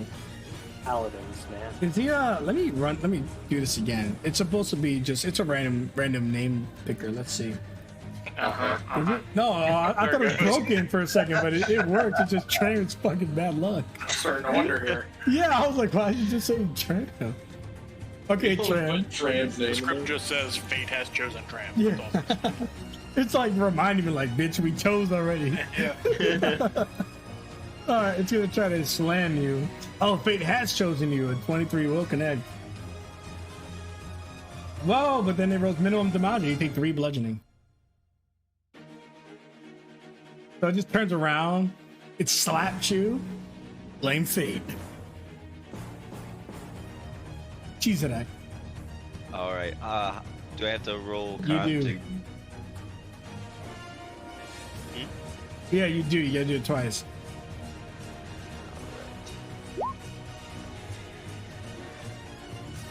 Right, so you're immune to neither of them. You're luckily poison doesn't attack you. You're still poisoned.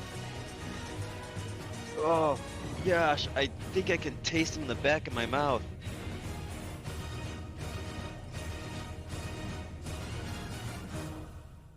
You know what's crazy? That still hits.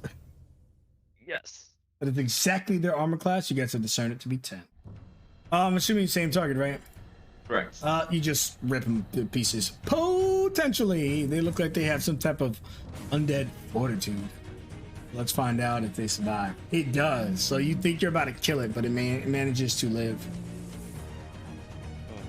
These suckers are hardy. Declan. Alright. Him being left alone with the bishop here, he just kind of looks at it and getting a little lonely. He's like, God, you look so fucking ugly. Just scratch it under the chin. Yeah. You do the claws and it forms a heart symbol. And he... Oh, I guess Petra can't really hear me.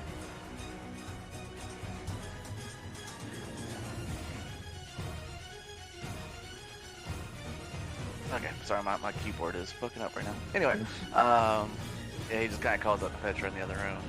I don't hear much sizzling in there.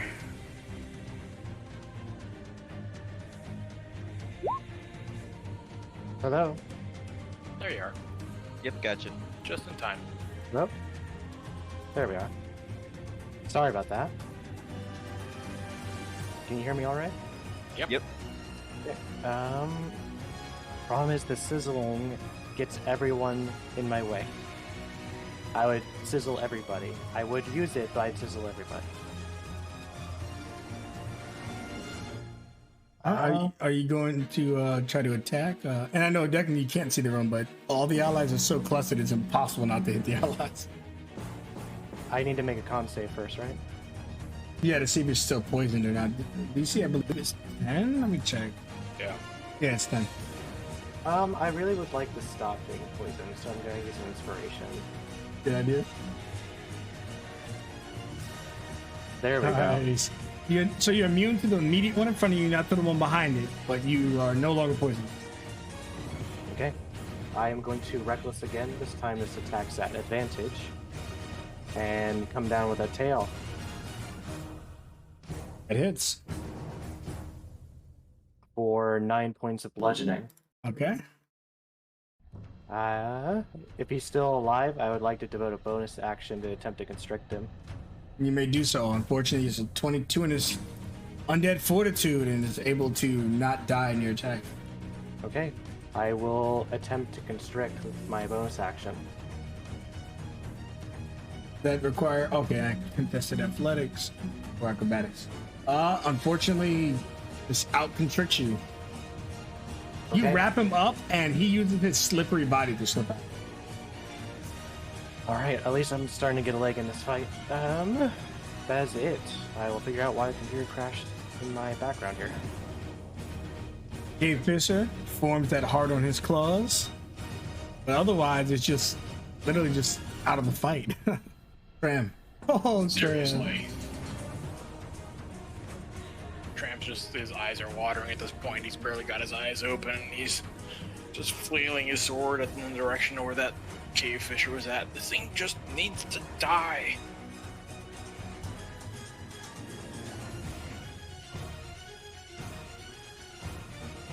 All right. Attempting to finish off the lower one. Yeah. Okay. Go ahead and make a attack.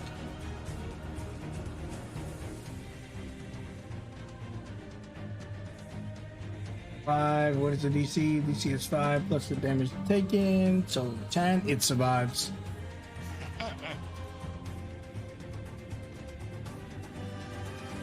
All right, that dude is holding on for his dear life, apparently. Okay. So this guy's got 3 targets. I know it's gonna say Tram, but let's use the script.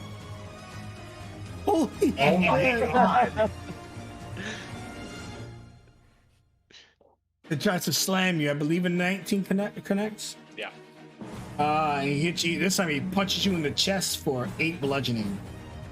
Yeah, kill Chad script. Dude, it's so funny. Does it move? Nope, it stays right there. This one's gonna commit an action to try to break free.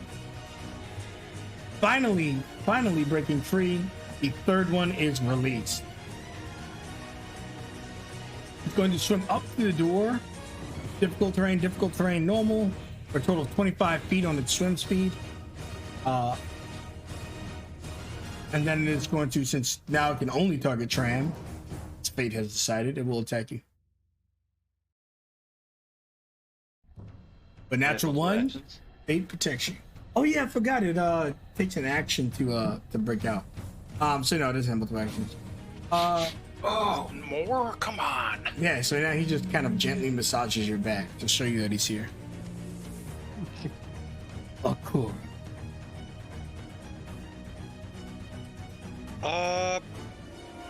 Should I go try to close the door, or should I stay here and Just punch kill fish? these things.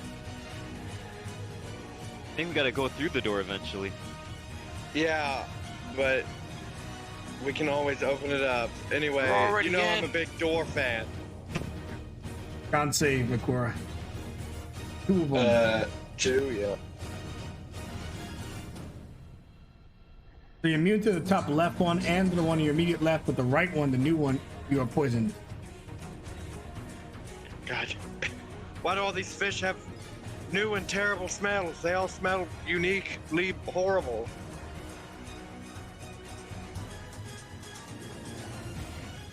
Does that do anything? Do what? The smell? Yeah, you're poisoned. It's a It gives me, disadvantage on like, attack and skill disadvantage. check, yeah. That's what the poison condition.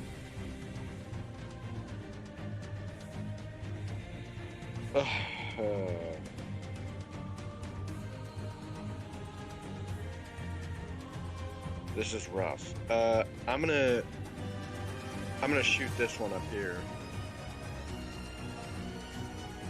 Okay, this one to your immediate right is also forced to save or die too, just for consideration. Anyway, the 9 does miss. And then I'm gonna use my bonus action to dagger this one. Okay. 8 misses. Awesome.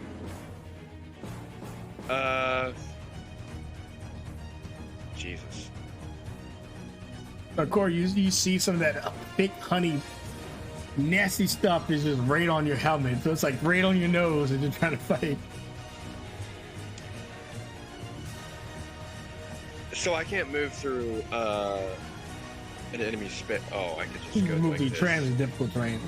But you will provoke an opportunity attack. No, I will not. If I roll again. But you just used your dagger. Why do you keep doing that? No. That is a bonus action. Man, this is just smells bad. This situation stinks. It fucking stinks, bro. Smells bad, man. Smells bad.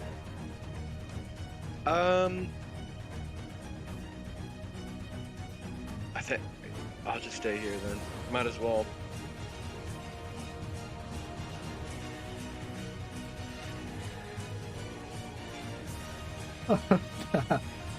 Zombies are. I'm not putting in the work. Okay. Let's go ahead. I just want to see it say tram again because it's fun. But let's go ahead and use the script. Oh my god, my mind is so Your script's broken. I gotta, All right, you have advantage on me. We're gonna restart the script. Nah. Okay, not tram. Advantage against you. Does the 12 hit you? I don't think so. It does not. That tram is not tramming. Not tramming tram. He's right. The zombie finds that its blow just glances off. He's now far more hardened scales. He looks at you and goes, "Fish." No, I didn't talk. Con save for the northern one is still pervy too.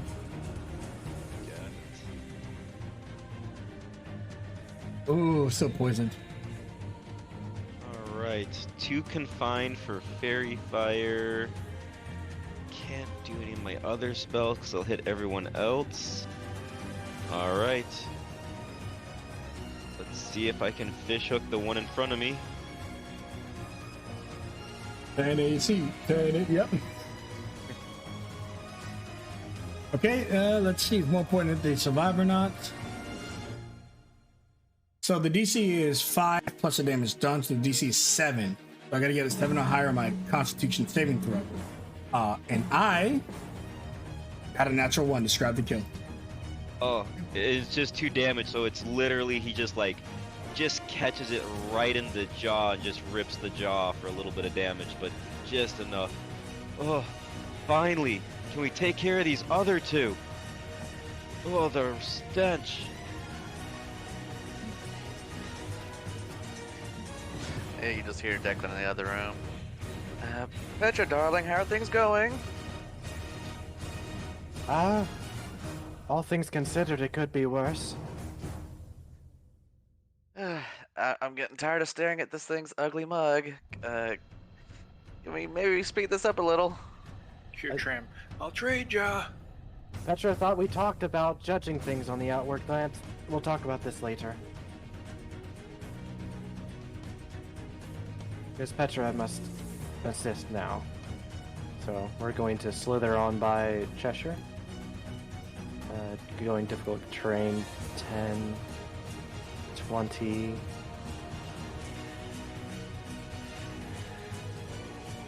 I think that uses up all my movement. Yeah, 30, yeah.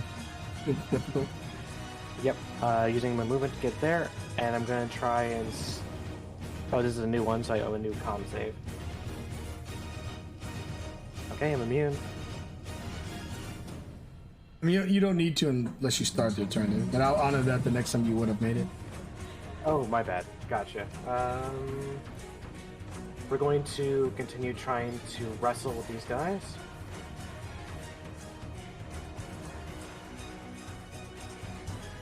Striking out with the tail. Dealing a critical hit. The tail just kind of like, as gesture as Petra slithers around you, almost in these like protective coils for a moment. You just see this whole instant where her tail is curling, and you realize it's not just curling around you for protection, it's coiling to strike out with immense force as it launches out for I will maximize the 4 into a 6 for 2 more, so that is 17 points of bludgeoning damage. As the tail just slams around its body and attempts to coil around him.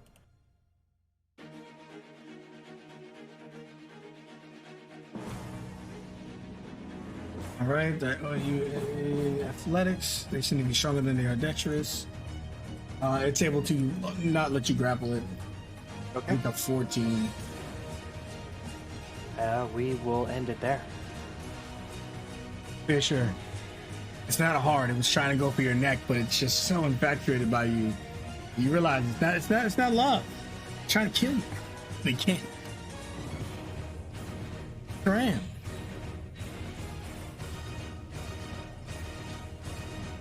Oh my gosh. Finally, you're immune to all the stench in the room. I just plugged my nose with my hands. Well, I guess it's not my shield. I put my shield in front of my face just to block the smell. I'm gonna try and finish this one off that Petra so wonderfully smacked around for a bit.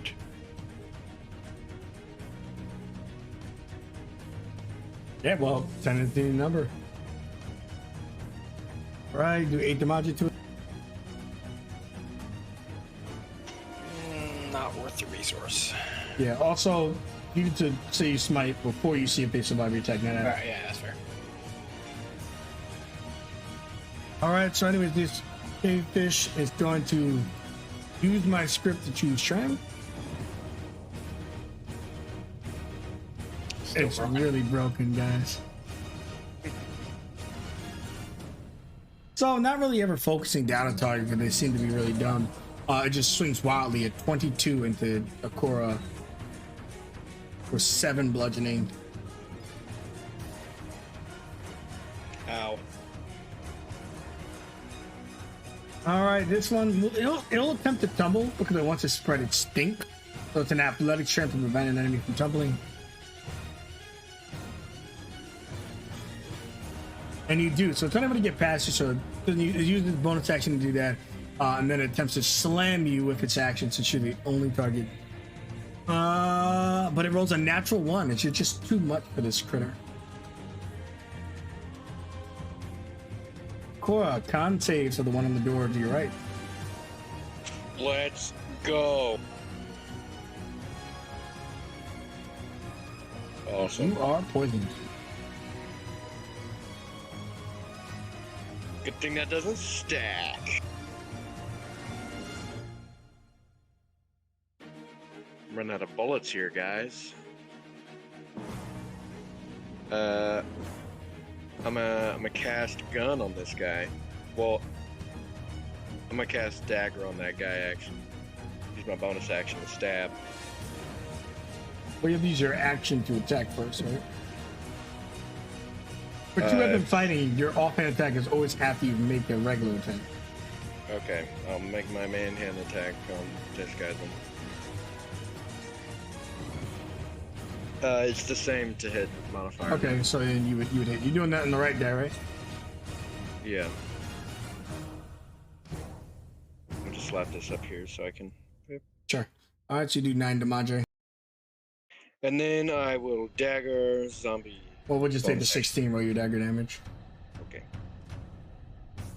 Okay, so you do your dagger. I need to make a saving throw again. You do 5 damage on that attack, right? And then it's DC 10, it survives. It is at 1 hit point now.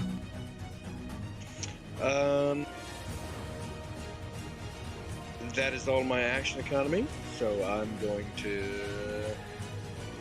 continue hanging out. That thing needs to get out of the order. Cheese the rack. Config. Alright. Come on, you can do it.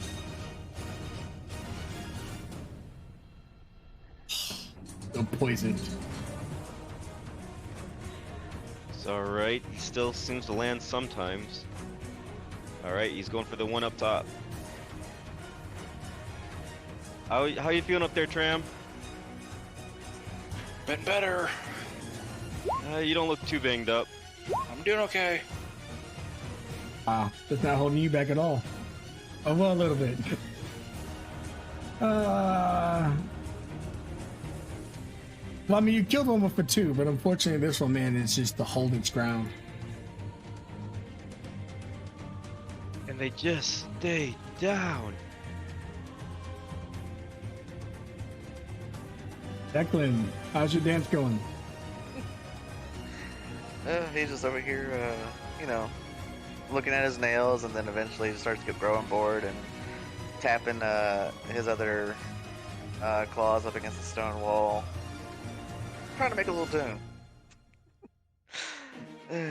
One of these days, and keeping up his trance. Give me a performance so we can at least see if the beat you're doing is good. Or if they hear some atrocity from behind. Oh no, yeah, so you guys can hear, almost like a movie, the music starts playing in the other room. Yeah, he starts humming to it, and really starting to jive now. Maybe he should have been a bard. What is... Never mind. And she's going to...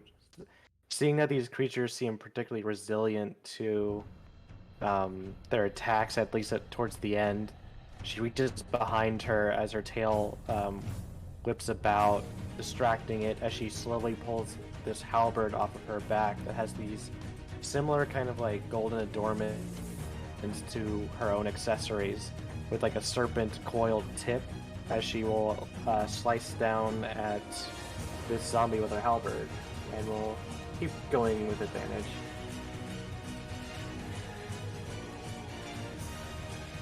That does the trick. Does it do the killing thing?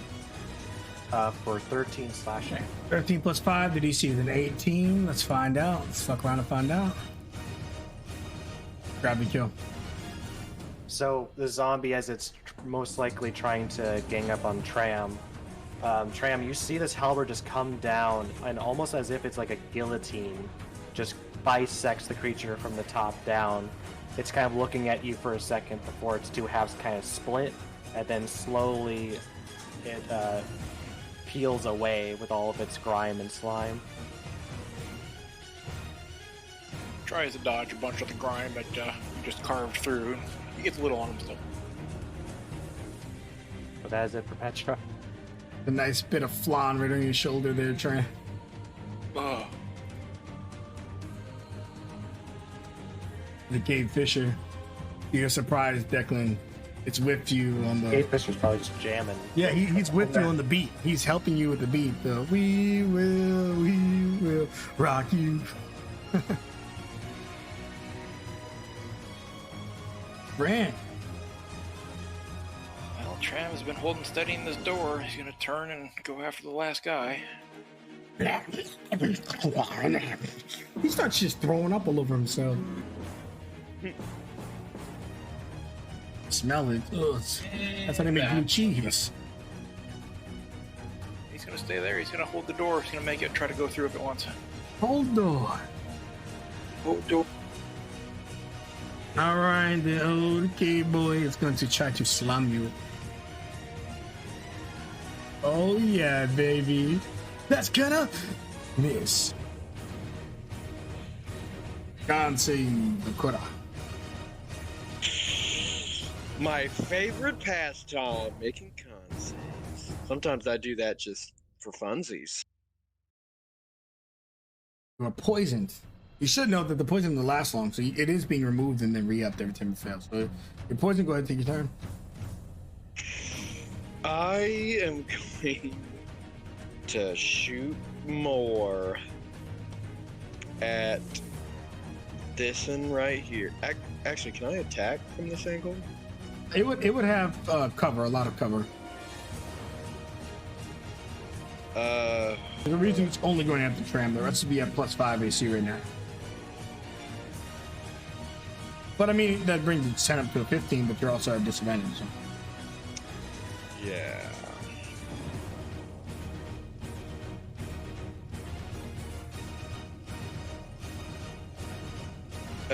I'm gonna take a step back then. It'll take an opportunity even though you have +5, because by now.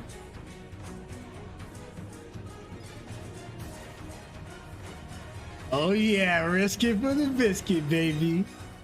I missed. Continue. And then I'll take another. Actually, well, it'll be fine. I'll step right here. Sure. Now it's only the normal thing for range attack, which is +2 AC. Dang. So could I be in Tram's space? No, you cannot. Okay. You cannot stop there at any point after attack and then move. You cannot end or smooth it.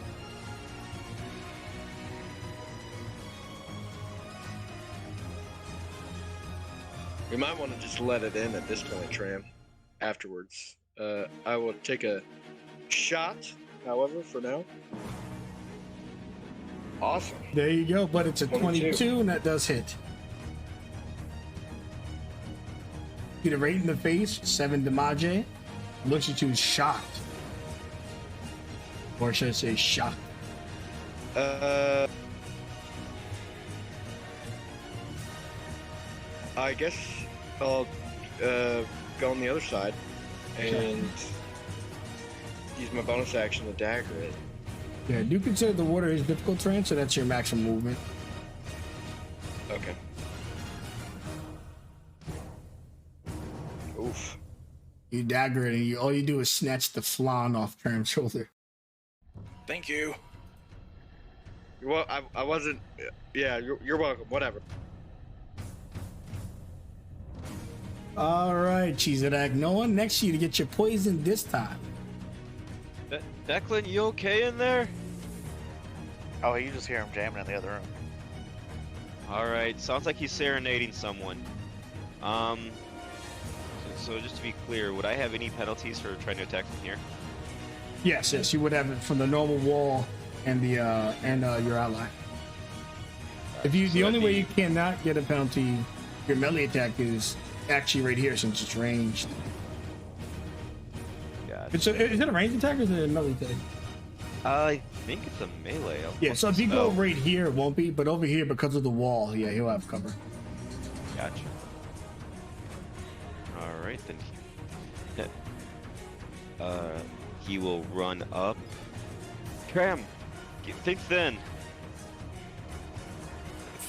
Seriously? Ooh, that misses.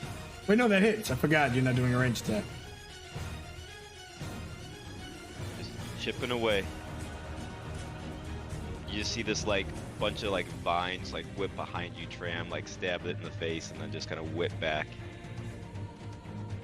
Good work. Declan? You just hear another tune from the other room. Shot through the heart, and you're to blame. You give love a bad name, bad name. Oh, now this is it. This is gonna get claimed. Over. Okay. I'm not singing, it's too bad. I loved it. It was good. I'll give you a point of inspiration. Oh gosh. But yeah, so he's getting full into it at this point. Tram's like, didn't I just tell him about celebrating at the wrong times? Petra is like leaning her head, looking through the doorway from the source of noise. Petra begins to think that boy ain't right. And she'll lean back up and see that I closed the door on accident. Sees that the zombie is in the doorway. Normally, she could not hit this creature from her range, but when she's large like this, her halberd gains another 5 feet. Excellent. So it's a bit scary for Cheshire and Tram, but you see like a shadow cover both of you as the halberd raises up and comes slicing down at the zombie. I mean, Tram's had a gunshot over his head, a whip past him, now a giant halberd. I mean, he complained, but he put himself here. That hits.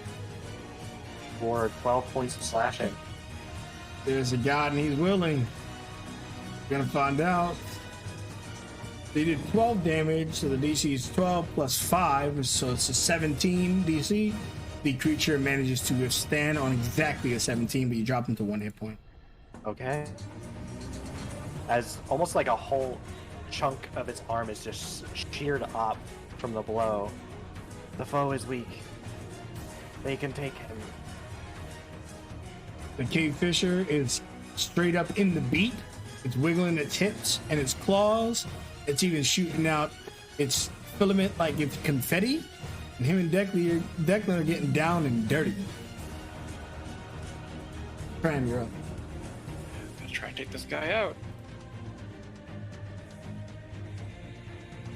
I'll do it. But will it be enough? To be clear, you can see the damage. You just can't wait till you determine if it kills it or Yeah, not. that's fine. I am. Chance it or guarantee it. Those are your two options. You know what? I'm gonna do it.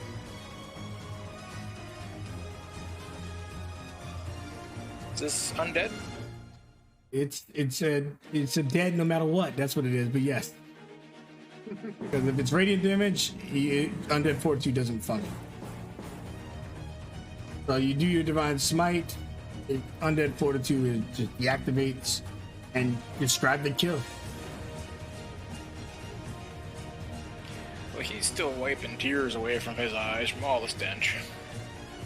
But fortunately, this thing's kind of pinned into the doorway.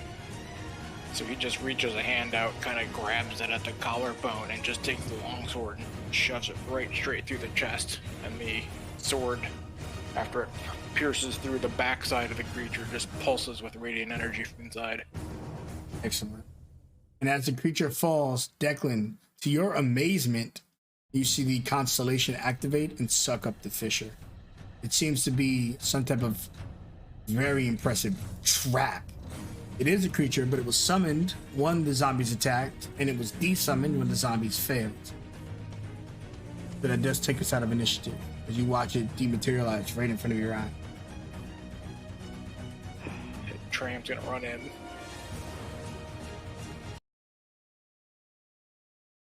Oh, hey, Tram. What are you doing in here? Making friends. And he just slides back down.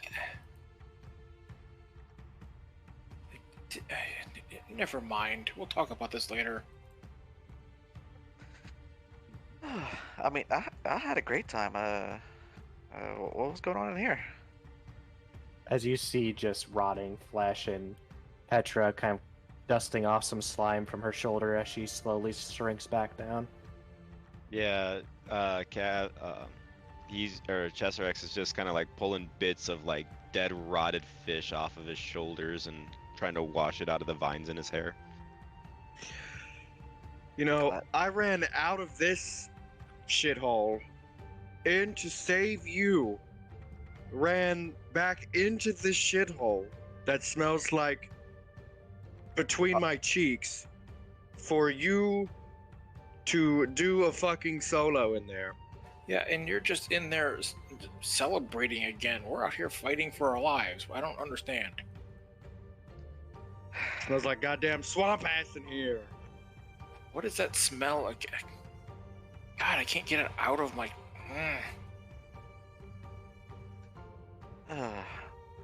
Tram's totally focused in Declan's direction. Well, I can't exactly, well... It's just how my charm works, alright? That's the best way to explain it. Well, Let's just keep going. The door's open.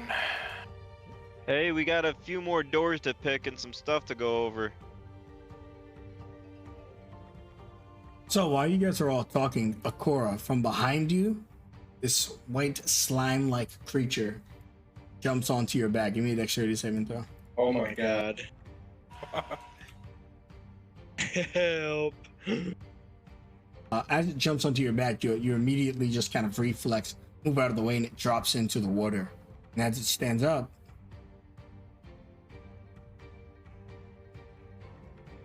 it goes. What the fuck? That's a Now review what? session. End of session. Nice. I shoot it. No, don't shoot him. In its jaw.